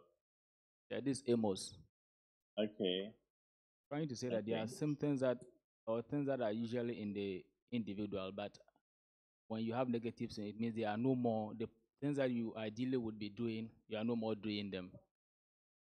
They tend to be absent. That makes it negative. Good. I think Amos is getting there. Who would polish it up for I think us? crying. In there are symptoms which can also be found in normal people. No. If there are symptoms, then you can't find them in normal people. Okay. Could it be related to positive symptoms being related to expression or expression chemical involved? Negatives. You just went too far. I thought you started so well. Well, let me just carrying from where you started from. Positive symptoms enhance function. All right.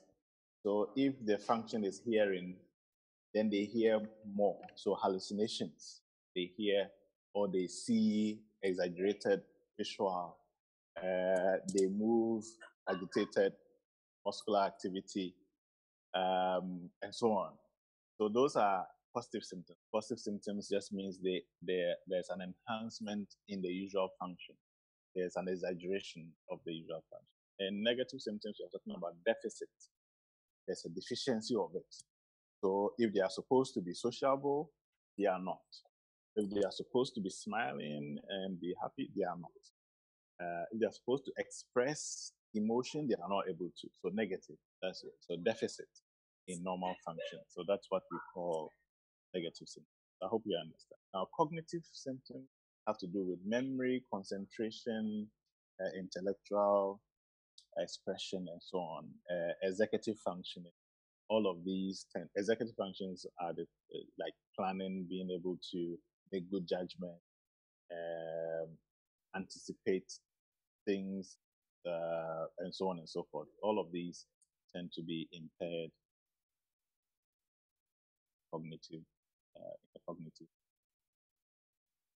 So you will have the first generation as the D receptor antagonists, possibly D1 and D2. And then you would have the second generation that is able to deal with both the D receptors and dopaminergic receptors as well. That is why the second and third generations are able to cover for the negative and cognitive symptoms. I saw Dr. Abuchi go through the side effects with you, and you must know as pharmacists who will be talking to patients is the first generation of the conventional antipsychotics versus the second generation. All of the antipsychotics affect cardiac function. They do affect the on ECG. All right. On ECG, you would find what we call the QT prolongation, which the cardiologists tell you. Now, in first generation versus second generation, we've gone through the details of it, but the most prominent thing about first generation is their extrapyramidal side effects. Notably, the immediate side effects have been dystonic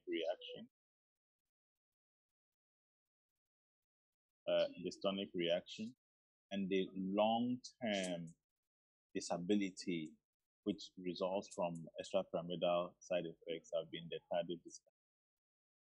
Tardive dyskinesia is debilitating long side effects of all antipsychotics, but predominantly the first generation antipsychotics. Then the second generation has been mostly metabolic and sedation. They are more sedative than the first generation. They tend to produce metabolic side effects, i.e. type 2 diabetes mellitus, obesity, mostly notably central obesity, and other lipid dysfunction, metabolic. So you need to know about tardive dyskinesia. You have to read about what tardive dyskinesia is. It is difficult to treat. It's almost always possible to get it treated. Then another very serious side effect of just about any antipsychotic is what we call NMS. Who can tell me what NMS is?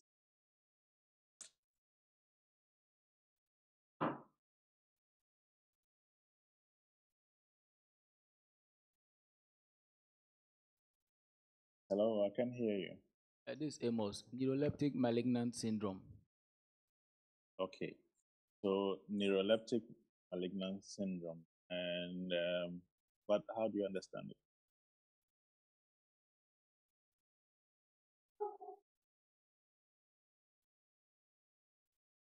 Amos, can you help us again?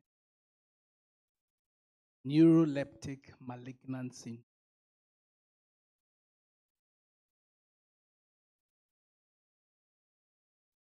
Remember Dr. Abochi was lecturing, he said the threshold is usually reduced in patients. Yeah, but what is neuroleptic malignant? Yes, they may seizure. Okay, I'll help. It's a Amos, I'm Paul. Yeah, Paul. Yeah. Life threat.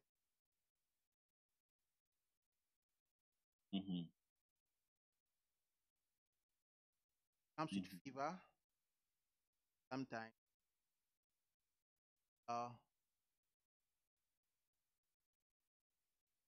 Sometimes or typically.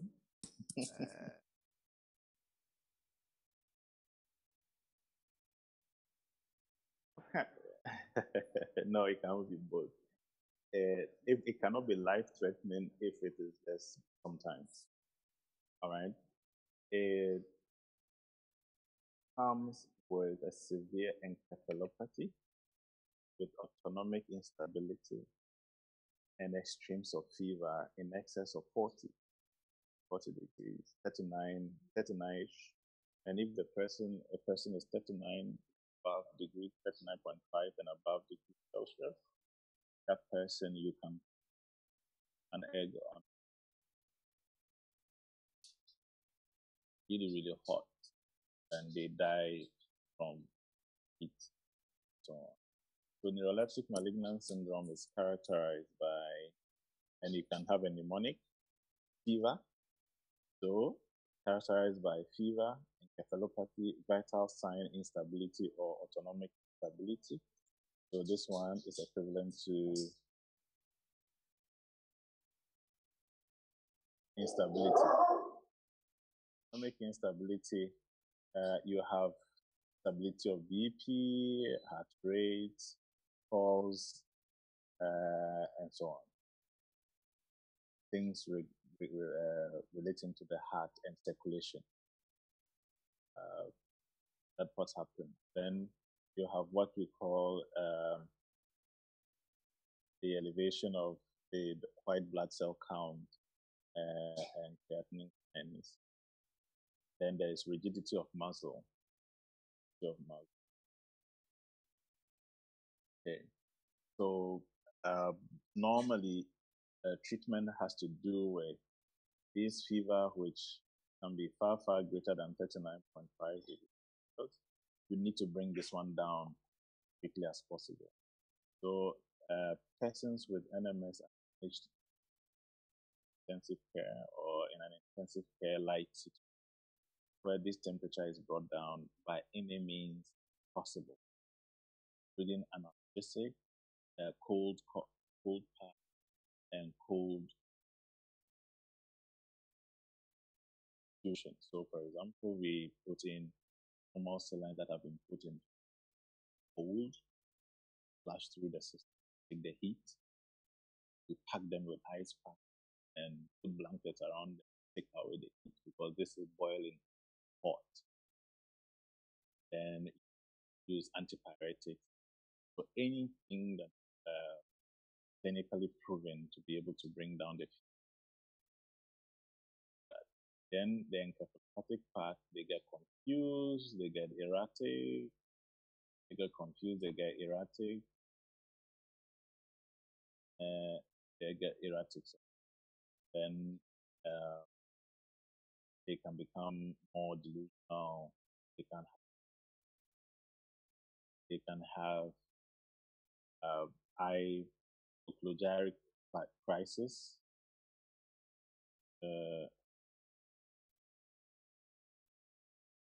So you know what the occluderic crisis is, where they have this frequent,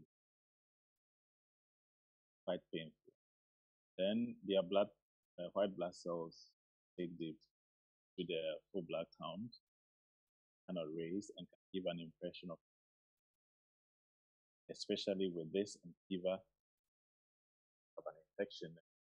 Quite a number of them have been, but critical among them is highly elevated happening effect, so on, and it requires urgent treatment. Apart from bringing down the,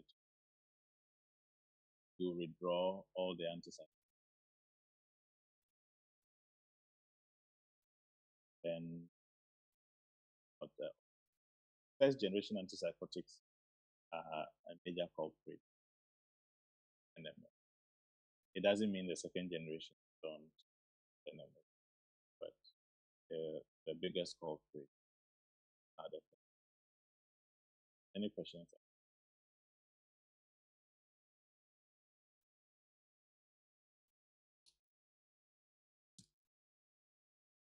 Questions? I think they are very clear. Right. Then clozapine, just on the side effects. The major side effect, which by now this one, agonists, which is it can cause pulse time. Then it can cause cardiovascular. Then sleep and so that's why it's a very special drug. You don't just put anybody on clozapine. There is a workup, clinical workup, or you put people on clozapine, and then there is a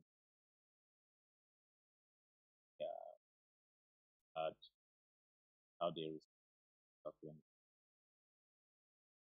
So it's a very good drug, but can also, because if people get into this, all manner of important that you know. I also heard Dr. Bochi talk about long-acting narcotics going to go in with the management of schizophrenia as a model psychosis. The mainstay of schizophrenia management is antipsychotic.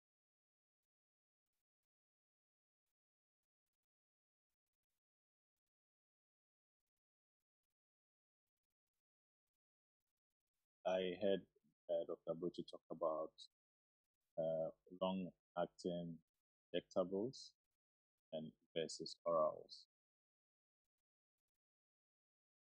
Long-acting injectables are very good for chronic psychotic conditions like so effective, and know the reasons by now. Stability in serum, stability in the amount that are released into the blood on a daily basis, and with very minimal fluctuations. So if you have a graph like this and you take the shots, then you're going to have very minimal fluctuation, unlike tablets that can pick tips, peaks in concentration. What you are trying to look at is a fairly stable. Now, the reason why quite a number of people look unfavorably on long-acting injectables is now problem from clinicians. We normally use the long-acting antipsychotics, quote unquote, as for non-compliance. So if the patient comes and is non-compliant or has found to be non-compliant, then we'll put you on injection. So you find a number of patients rejecting the injectables because they think you are punishing them for not sticking to their oral medications, but that is wrong. Indeed, it should be experienced as a more efficient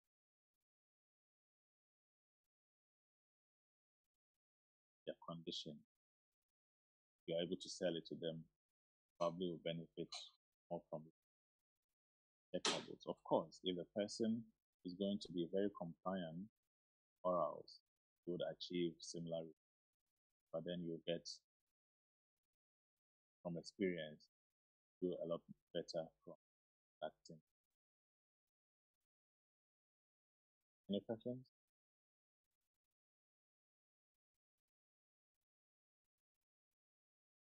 Any questions?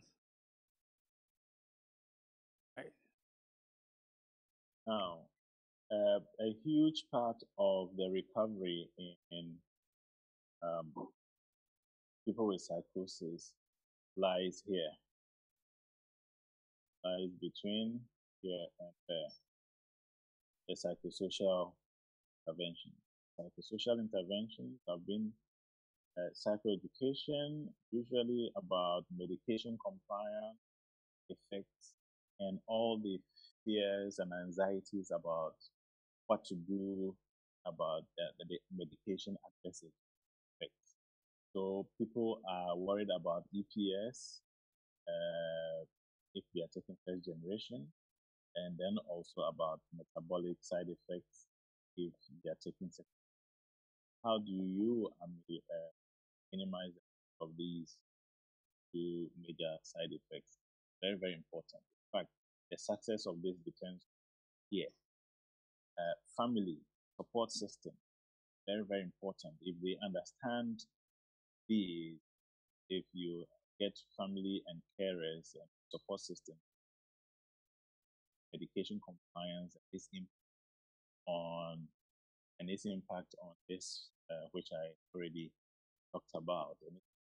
And this, and you would have them give their all of support. This is where this very, very, because if the patient comes to you, tell the patient, I don't think you should be on this drug because you're going to get these side effects and there is no way you can deal with it, no matter how good a prescription patient will. That is why their doctors, psychiatrists, where they do pharmacy education, and then now between drugs from the patient, and if they have, what do you call it, suggestion, other input, they discuss it with to get it through. there is also the use of a rational use of drugs, where certain drugs are used for the benefit of their side effects, not for the benefit of. For example, aripiprazole is less sedative. Okay, if a patient is doing well on aripiprazole, way that takes away positive symptoms and most the negative, but the patient is unable to sleep, insomnia, we have a physician or a psychiatrist who would say, yeah, I will add a bit of. Now, when you see the prescription of aripiprazole and promazine, the first thing that comes, why are you combining two? Why are you combining two antipsychotics? And the pharmacist in you will say, no, it isn't a. But if you don't understand the rationale between the two, one is being used for a side effect, which will be therapeutic. The other is being used for its therapeutic. So here, promazine is shorter term production for its side effect, treats the insomnia. The aripiprazole is being used for patient.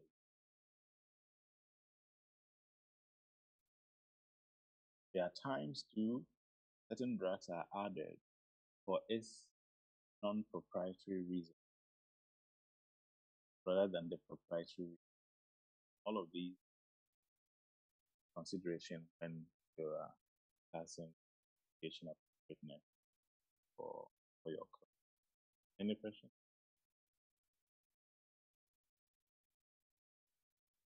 Some of you are so Yeah. quiet. Pointing. Tony, any question? I find it quite insightful. Last point. Non-proprietary medicine generally and more specific psychotic drugs. So my appreciation here, I don't have a big practice. Maybe Grace can help. How significant? Because in other areas, in other therapeutic areas, we easily brush off the non, like something is wrong. It's like a big equation of psychotic. Yes, it is. I also think that a lot of clinicians don't appreciate the non-proprietary use of drugs or using the side effects of one drug or the other. There are also adjunctive treatments. For example, you can use a mood stabilizer or an anti-epileptic like azepin as an adjunctive treatment in some cases where a patient with schizophrenia or psychosis has some worrying symptoms of mood, but does not meet the criteria to diagnose a major mood, which the presentation may be a bit atypical. Clinician may decide to add something like carbamazepine. But when you are adding, you must also add they do impact the liver enzyme. You must look at drug-drug interaction. All of these are very, very important at this point. Very, very important when you are discussing patient and of course first with patient doctor. You need to point out. You also need to take into consideration the dietary the patient because they would hear with the eventual availability of active ingredients.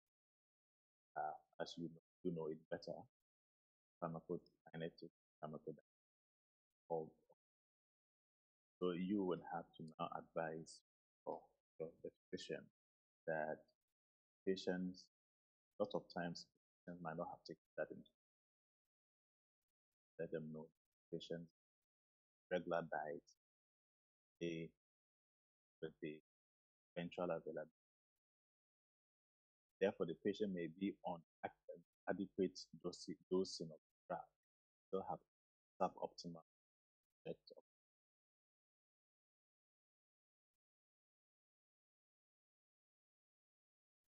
Add Grace. Sometimes Grace. if the patient is not on the ward, is not eating, not sleeping, the patient on cancer try to. Or if the patient is worried about the weight, the patient fluoxetine instead of the other, what's that one? Side effect. Implement the therapy of. Yeah, I would just I want to correct something there. In the choice of especially second generation analysis of patient characteristics with regards to risk factors for metabolism, before you put a patient, you need to weigh benefits against risk before you put it. Also lands up in the worst culprit perspective of it being one of the most potent second drug take away. It's important that now, when it comes to weight management, pharmacological weight management, currently, aripiprazole is the choice that has. So it's important fluoxetine that aripiprazole. Sometimes too we can use metformin. There are times we use topiramate with gain metabolic.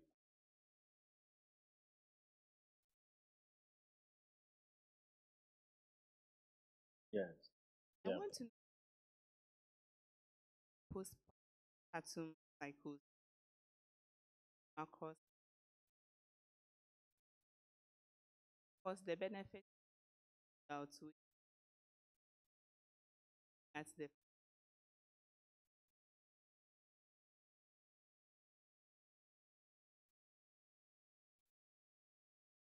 Yeah. Postpartum psychosis or psychosis of postpartum.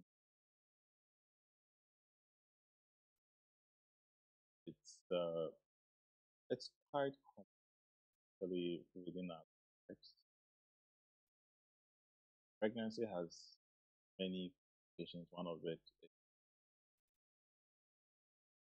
we do mind you that it is not only present postpartum at the time of delivery. You can have mood disorders or anxiety disorders precipitating following pregnancy. Most often than not, people with psychiatric outcomes pregnancy, it would have started sometime during their pregnancy, and we miss them during the antenatal phase. Now, when it comes to managing postpartum psychosis, to be specific, the first line also therapy where it's a non-approach. But of course, if it is the first time occurring, it may be seen as acute or brief disorder, and you follow it that line until you can identify it as schizophrenia or any type of depression. Then you need to put on the definite. When it comes to the child, yes, these drugs are expressed in the breast milk, also across placenta, but the quantities are such that we still recommend their use they are safe. So the evidence available does not go against it. Really helps to promote the use of them because the benefits outweigh the adverse, the what do you call it? I wouldn't say the outcome because it's certain, but what is theoretically being feared would happen.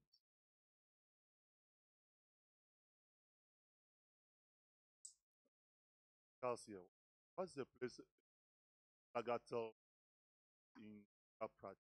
Where will you Currently, chlorpromazine is probably one of the least potent. Just that it's again also the most sedating first generation.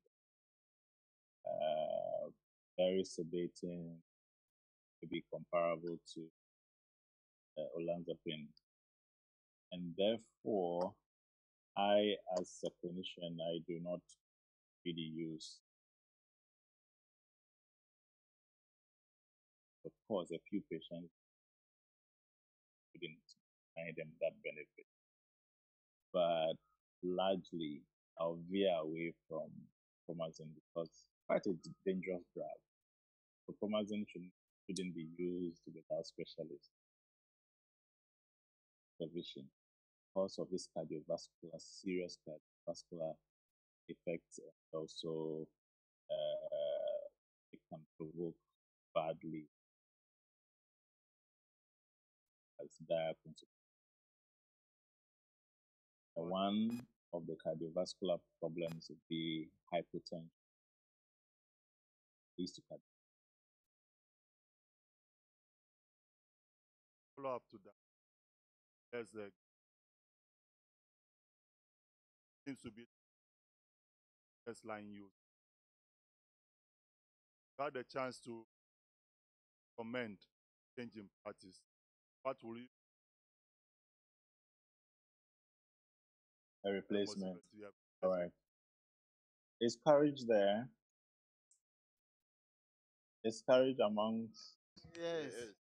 Courage is here. Oh, good. I'm happy you are here. I'm sure that question can be answered by courage because with him, we overhauled our drugs at the Department of Psychiatry, where promazine is a backbencher now. Unfortunately, it's probably one of the cheapest and frequently available antipsychotic market, and due to lack of affordability, still using it in the periphery. But at Confanoche, showed that 9.9 out of 10 patients have glaucoma, for the simple reasons that I have. If you may, I will replace chlorpromazine with haloperidol because haloperidol is one of the most, it's actually the prototype potent antipsychotic. So why would you not use chlorpromazine? Why would you not use haloperidol and go for chlorpromazine? So I'd rather use haloperidol as mine if I can have access to any of the second generation, or if the second generation, the third generation are far out of its cost. I'd use haloperidol. So, Courage, can you like to add or said it all? Now, I'll just move quickly onto this part, which is a huge part of the management of people with schizophrenia. The aim is return to function, not complete resolution of symptoms.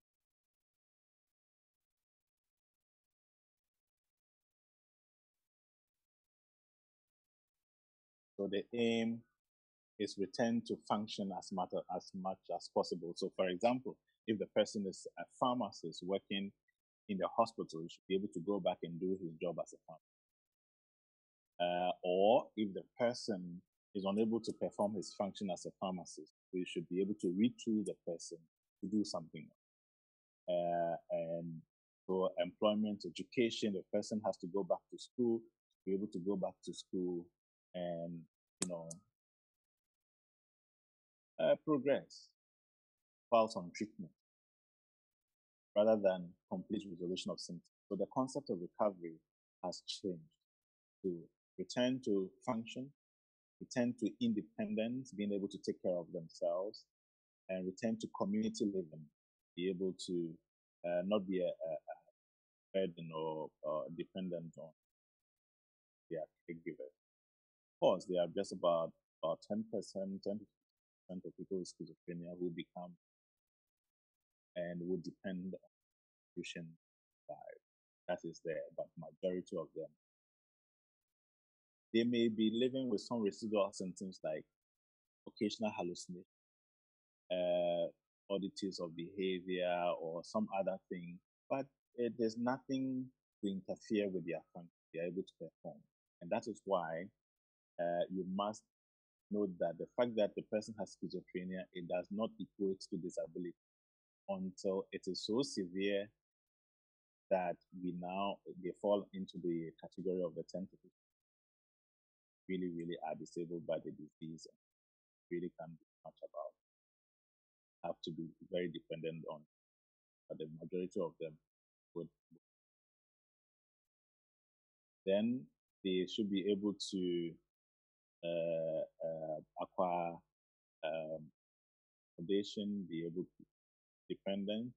Then the other thing is to get them off, those who are on substance use, to be able to rehabilitate them so that they don't go back to the use of substance, because I told you those with primary psychiatric disorders, they don't have to do, it's not because they did something wrong that they got it. It is a disease that can occur to them either by way of their genetic affiliations or something else as a consequence of head injury or some other neurological problem. They get it. And they don't have to explain why they got it. Like, nobody can explain. You don't need to explain why you got meningitis. It happens. As opposed to those who are substance abuse. So, but then the fact that they would use substance to alleviate their symptoms tend to eventually aggravate their problem. So if you are able to get them to stop use of substances, then you would be able to solve a lot of their problems too. It is known that about 50% of people with primary psychotic disorders, especially schizophrenia, would be using substances. Not as causing the disease, but using it to deal with their own circumstances, which eventually they became addicted. Then the other part of the social recovery process is therapeutic compliance, where a clinical pharmacist is hugely important, especially community mental health pharmacists. Really, really important here in therapeutic compliance. You as a pharmacist should lead this aspect to ensure that patients, comply. And one of the key areas in compliance is monitoring of side effects. Monitoring of side effects, and then dealing with and treatment of that, dealing with it. Apart from tardive dyskinesia, which is really a disability eventually, the rest of the side effects can be handled quite well. Then the last bit about social recovery is support structures, family, friends, occupation, and so on. But more often than not, because in our setting, they report very late and tend to have residual symptoms, even though they have recovered by the definition we have here. Many workplaces do not want to get them back again, and they are tagged and so on. that affect their social recovery. But even if they are given the chance again, they are able to work. In places like here, we have people who have returned back to school or completed a degree or two, and some have even gone on to do higher degree on. But some of my patients back in Ghana have been high performing executives and people in academia, and some are lawyers and doctors, pharmacists. There's Courage knows there's this lady pharmacist who we are treating and so on. So I'm not, without mentioning names, this is a disease that affects 1% of every population. So I don't know how many you are in the class. If you strike 1% of your population right now, that is the potential number of people who would be having schizophrenia or who could be having schizophrenia. Okay, Kizzy? I'm just wondering if this affect the population. It's very possible that mental doctors, and if they are affected, how is it picked up, and what are the structures to minimize the effect it will have on have to diagnose? Okay. I may be wrong in interpreting your question, but if I'm wrong, please tell me. Is it in the line that psychiatric doctors become like their patients? Well, I wanted to say that there's that perception. You don't look like one, but there's that perception that most psychiatrists they look like their patients. Let me tell you, it's a myth. It's a myth. And the first thing I always say, do pediatricians become their patients? Do obstetricians become like their patients? No. You need to put yourself in the shoes of the patient to understand them in a lot of situations. So to that extent, you may think that way, but not because they become their patient. Mind you, people may have their idiosyncrasy before they join a particular profession. I'll give you a typical example of my own experience as a junior doctor before I joined psychiatry. There is this, still alive there, this cardiologist I mentioned, very good doctor. Now he's very queer. When he comes to the clinic, he doesn't talk to anybody. He doesn't look into anybody's face. He walks straight. He doesn't work with any nurse. He would gather his own folders. And his patients love him. They would come. He would call the patients in himself. He would do everything there. And he doesn't talk. If you greet him in the corridors, he would. Now imagine this doctor was a psychiatrist.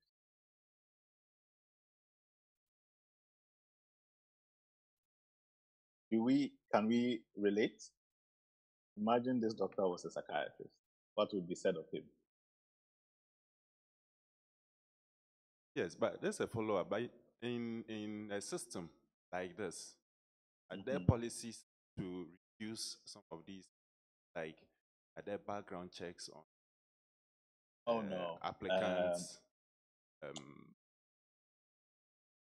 You can tell when somebody develops a psychotic disorder, but of course there could be some tests which may be subtle.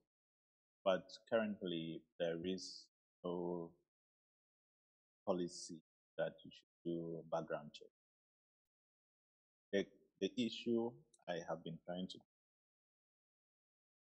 get you to understand is here, that they can return to function. So if it's a doctor, and I do have a number of doctors as patients across the country, and they are working very well as doctors. I do have some lawyers who are working very well as lawyers, so on and so forth. So I don't need to belabor the point. The point is that if there is recovery, they can return to function. There is no point in background check. And Right, that so- is the focus. Yeah. So you need to understand that when somebody has a psychotic disorder, it does not mean those psychosis is not equal to disability. I personally, when I was studying, quite a number of people who have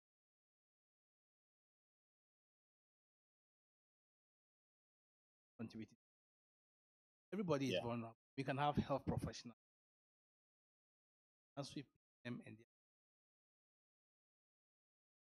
function. Susan wants to ask you a question. Yes, please go ahead, Okay. Susan. So it's a myth that psychiatrists, before they finish their fellowship, they undergo psychiatric evaluation. It's a myth. Nobody does it. Okay. Nobody Then does it. I wanted to ask about spontaneous resolution. None of the, because there are some people, somebody say, oh, this person behaved abnormally, nice behaving normally. Is there anything like Alright. spontaneous resolution? And my last Uh, question, so that you can answer okay. all at once, is that sociopath, your definition, your example of the cardiologist. I mean, somebody may say he's a sociopath. Is that a mental disability, or is it an illness? Let's distinguish between a disease and a disability. If you could hold on a second, please. If you are not speaking, could you put off your mic? Go ahead. But when somebody has a mental illness, it's an illness until it disables the person from achieving this. Then we have a disability. So if you have an eye problem, I'm wearing glasses, but I'm not visually disabled. I have an eye condition. I have a disease that is, and this is the treatment prescribed for me along with others that I use, and I can see back. I've returned to this. It does not make me disabled or visually impaired. I do not call myself visually impaired, nor does anyone call me visually impaired. It's the same thing. I'm sure a number of you, I can't see you, but a number of you are wearing glasses, but you do not call yourself visually impaired. Now, why are some people with similar or within the category of eye problems referred to as disabled? So there's another criteria. So the fact that a person has a mental illness does not make the person disabled. It is when it goes to a certain level where return to function is practically impossible, then the person has a disability. So let's understand that. If I got your question correct about sociopath, a sociopath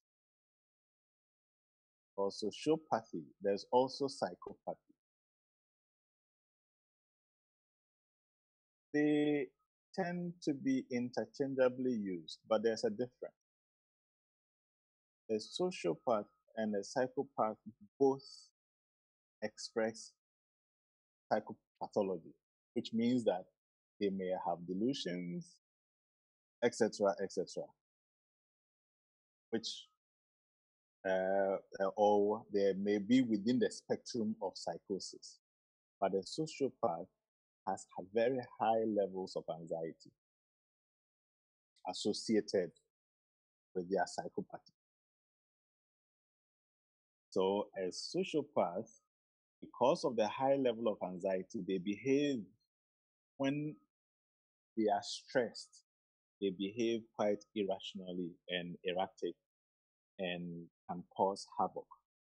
A psychopath is very meticulous and they follow their plans quite well. A psychopath can progress to become a PhD, a top pharmacist, they can go through. And a lot of times when you have high level, some high profile behaviors bordering on crime, such persons may fall into the category of psychopathy. All right. Now, having mentioned psychiatry and crime, it's only 10% of all violence that is attributable to mental illness. Just 10%. Now, in America, only 4% of gun violence is attributable to mental health problems. So, in this place, who are the 90% and who are the 96%? Seemingly, people with normal mental health. So, what I'm trying to say is that we over-victimize people with psychiatric disorders because they are the victims, not the perpetrators.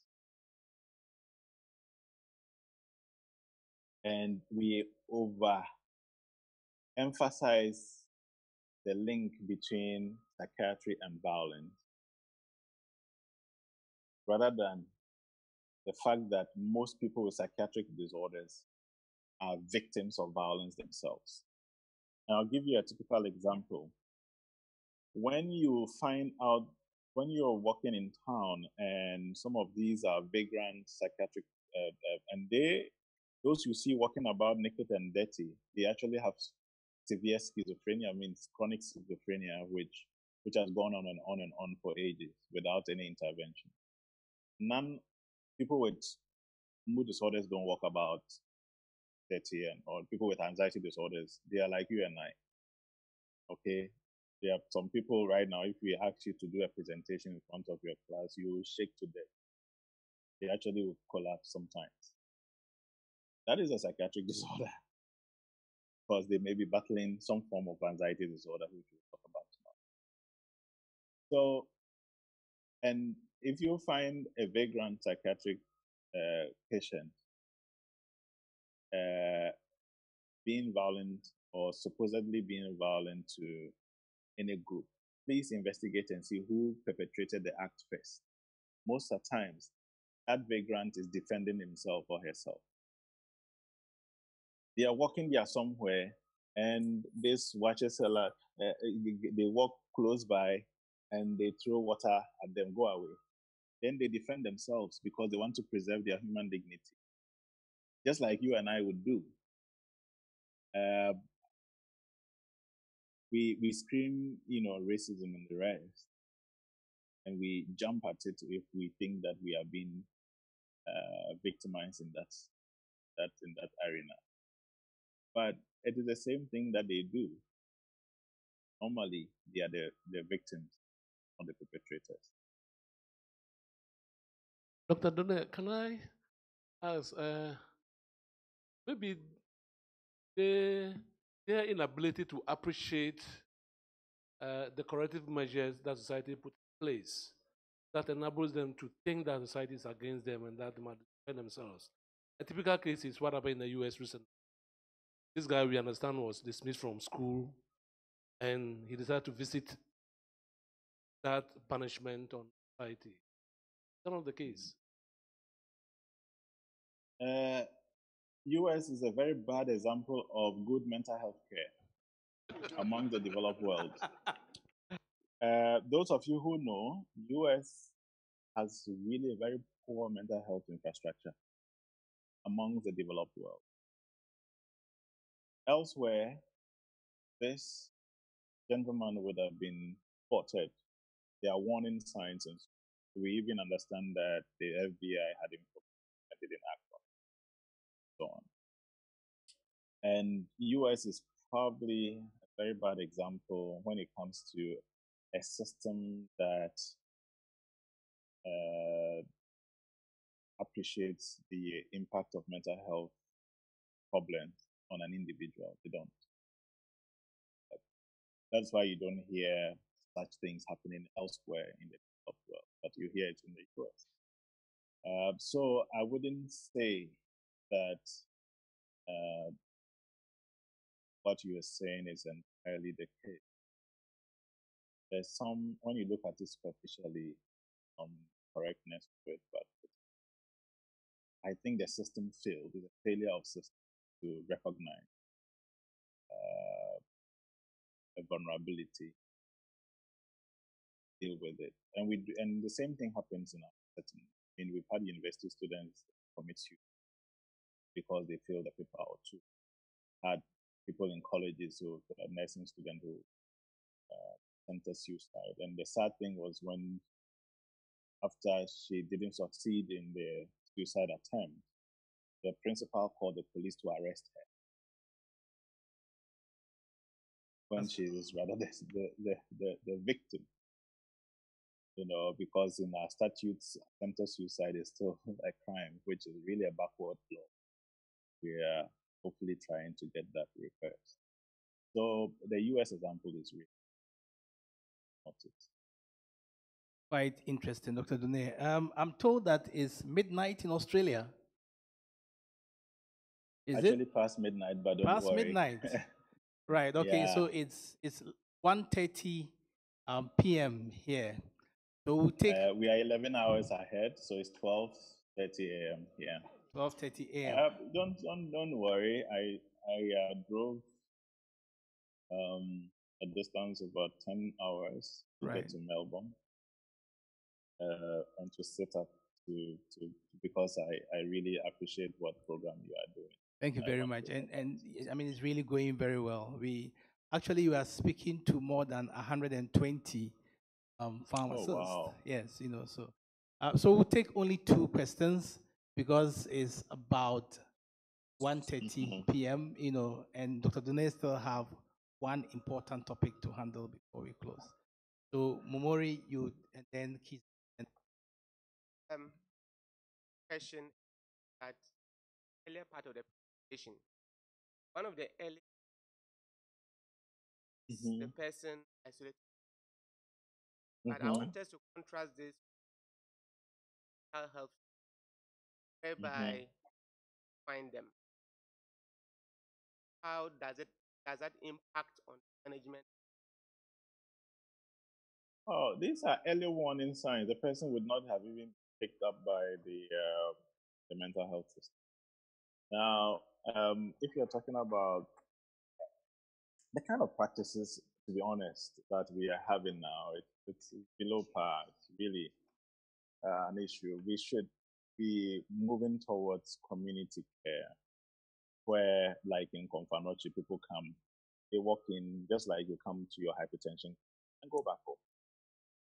All right, or you walk to your CHIPS compound and have and have somebody take care of you. In fact, there are many of people in recovery who don't need to see the psychiatrist on a daily basis or on a monthly basis. The community pharmacist, the clinical mental health pharmacist, alongside the community mental health nurse and so on, and the clinical psychologists in the community are pretty much the best people to continue this aspect. Where they need is continuity in their treatment, support, so on, and this can be afforded by these professionals. So really, if we are able to do that, you don't need to confine anybody. I'll give you an example of my own experience at Accra Psychiatric Hospital. There was this woman who came in with a son, about 24-year-old man, young man, who had what we will call the high fever, really erratic, really violent. He was all over the place, and strong, mother, elderly woman, pleaded with me, doctor. This was the first time this chap had been ill. I said, doctor, please, I just want you to admit He will kill us in the house. He will beat all of us. He will do all that.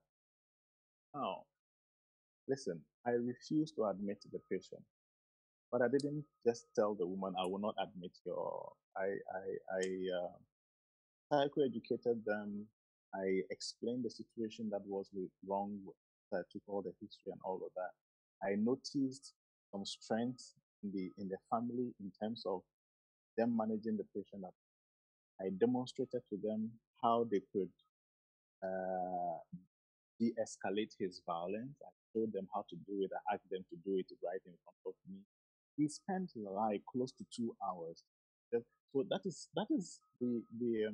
the intensity of engagement when it comes to mental. In fact, after seeing 5 patients, it takes you the whole day. 5 patients is actually so many patients to take a day, but we do our best. Anyway, I took this woman through the daughter, how to handle their son and their brother home. And just by being able to administer drugs, she still insisted that they were afraid of him. This is somebody who's never had any mental health problem and just had this acute episode for about 3 days and was brought to, and I was there, they came to see me. And now they want me to put him in the psychiatric hospital. And I bet you to take 6 months to 8 months before they ever come to have a look at him, take him home if he. Now, let me go to why I denied. I said, look, the hospital is full. Indeed, it was, but well, if I wanted to, I could make some exception. I said, look, the hospital, we don't have beds, but this is what you can do to help your son. And I explained the pros of community care and the cons of institutional care to them. The woman understood me, but still insisted that they were afraid. So I gave her my word and said, you go home. In 24 hours, if you've been able to stay with this guy for 72 hours and you are still alive. In 24 hours, if you are not, come back. In 48 hours, if you are not, come back. Maximum 72 hours, whether good or bad, come and see me. And I showed them what to do, medication administration, verbal de-escalation and this can be done by good training. And then she grudgingly took the son away. And I made her, I gave her avenues to be able to contact either me or the hospital, or through the hospital to get to me. She was in any dire situation so that she is not compromised. So she went. In 72 hours, they came back. I didn't hear from them 24 hours. I didn't hear from them in 48. 72 hours, they came back. The first thing I told the woman is, Madam, please, now I have a bed for your son. I'm prepared to admit him to the hospital. This woman went on her knee, said, Doctor, please, you don't need hospital admission. You understand? We don't need hospital. I don't want my son here. He's been fine. We've been able to manage him with, just as you told us, everything went that way. And that is why we are back here. Thank you. And to see the next steps. Given the chance, community care is the best. And this is the reason. Look, if the family and the neighborhood saw this gentleman that erratic, that violent or supposedly violent, and within 24 hours went to a hospital, came back home, and returned to normalcy within 24 to 72 hours. One is that you've exposed the caregivers to an experience of how to handle the situation. Two, you've given them good memory that modern intervention works. Three, if anybody within the neighborhood suffers the same thing, they are able to give first aid in terms of de-escalation. They are able to direct them to where to get good treatment. Four, that they would not insist on institutional care. Number five, the person gets their dignity and all the stigma not there because they are fully integrated back into society, fully integrated into their community, their family. They go back to work. This guy was back at whatever he was within a week or two. So if you are a teacher, I can give you a week excuse duty or 2 weeks excuse duty that is acceptable. But 6 months, you lose your job. How many of you can leave your employment for 6 months, come back and meet it, just because you were on admission or on some treatment somewhere in a psychiatric ward? So these are some of the things. Thank you. Kizzy, do you still want to ask your question? Yes, Okay, that'll be the last one. Just want to comment on to return to function.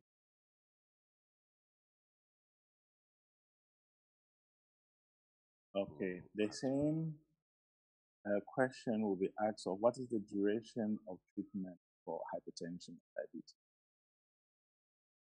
So it depends on the diagnosis made. Okay, I've told you about the primary psychiatric psychosis, and I've told you that it's not all of them that are permanent. For example, schizophrenia is a chronic diagnosis. So once you diagnose schizophrenia, the person stays on treatment. 2 phases. First phase is return to function. Then the second phase is maintenance of function. The maintenance of function. So just like hypertension, if the person was in hypertensive crisis, the first phase is to bring down the BP to normal. The second phase is to maintain this normalcy. Acute management, maintenance. You stay on this for the rest of your life. Whilst, if things doesn't change dramatically, your BP is expected to stay normally until God calls you. Same thing. Now, for schizophreniform and acute psychotic disorder, I've said that this one, with or without treatment, recovery will be in less than 30 days, less than a month. So this is not a permanent diagnosis. If symptoms persist beyond a month, then it is not an acute psychotic disorder. It may be one of these. Okay? So then the person reverts to a permanent management status. Delusional disorder, the same. Schizotypal disorder, you need to lie. Schizophreniform, if it disappears, fine. Now, Susan made, if I recall, one of the questions about the doctor. That brings my mind to psychotic disorders per se. Every individual, including you and I, are entitled to one episode of psychosis in a lifetime. All of us. So one episode of psychosis may just be brief and last less than a month, and that is it. So this person, Susan, I'm sure this would answer your question.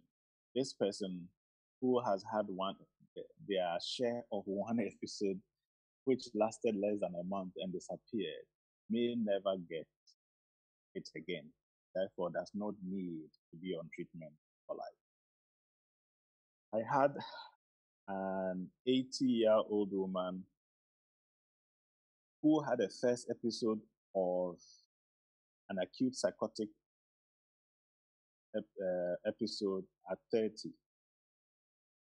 The next time she had a breakdown, she was 80. So 50-year interval. 50 years. So would it have been right to put her on treatment for the last 50 years? My answer is no. If we had a first and it went away in less than a month, I would not put the person on permanent treatment. I would wait. If it happens a second time, we would investigate deeper and then put the person.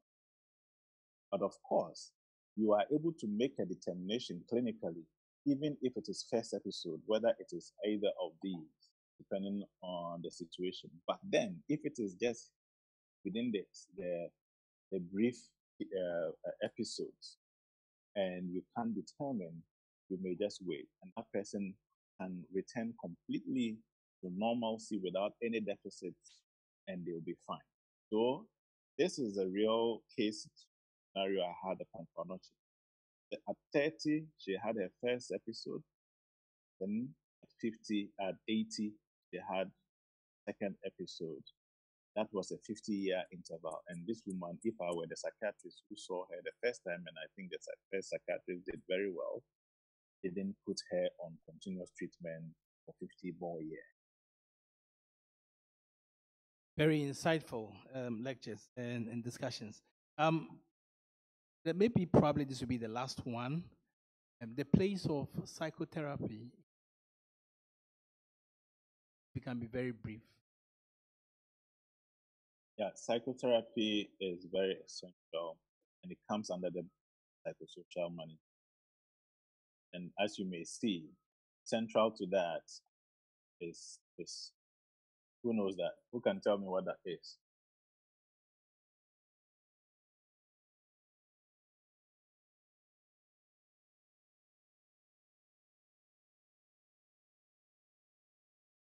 I'm waiting. Because I can't see you, I just have to be looking. Return to function. Oh, what is this one?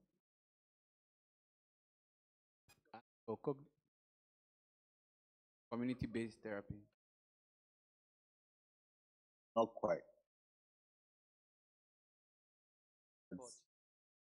No, it is the most popular and evidence-based psychological intervention that has nearly equal efficacy as medication. Cognitive. Great. Cognitive behavioral therapy. And then there is this one, DBT. Go and find out what DBT is. In Australia here, it's widely being used. Nowadays, there's something called mindfulness. Go and look for it. I hope when I write to you, are able to see it.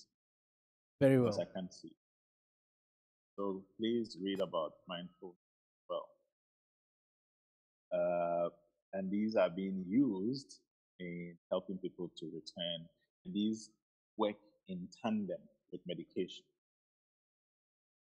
And that is the role of psychotherapy. Every patient who is on long-term medication has a disease that affects their emotion, their mood, their thinking. They need support, psychological intervention. The role of a clinical psychologist is very crucial. Eventual return recovery patient. And the evidence is overwhelming.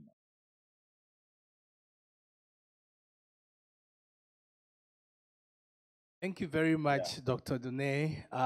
Talking about evidence, we'll be very, very happy if you can give us some reference sources pointing to some of the very insightful evidence that I will just quickly say that go online and New England Journal of Medicine is key. You can get a lot of articles.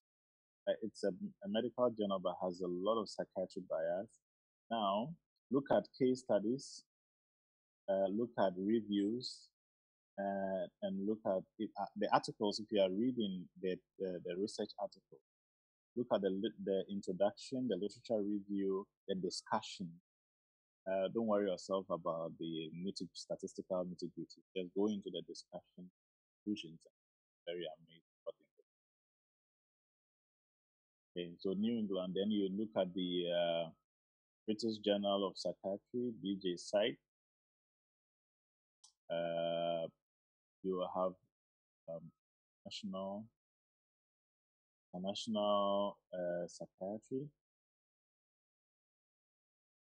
and a number of these journals. Then the American uh, Journal of Psychiatry, or the American Psychiatric Association (APA) website has a lot of information that you can also get. As I remember them, I will be pointing them out. But these get current information. Normally, try and read articles that are within 5 years of age. Your most current, in fact, you get very current articles. Your most current textbook is already 5 years old at the time of launch. So if you are using a previous edition, then content is about 10 or 15 years old. As usual, Dr. Dune, very excellent job. Thank you so much. So we'll take some 10 minutes break. Then we'll come back for 1 hour when Dr. Dune takes us through mood, another very important topic, mood disorders, which all of us, I'm sure, one point or the other. After that, then I think we can go for lunch. Unless you want to go for lunch and come back.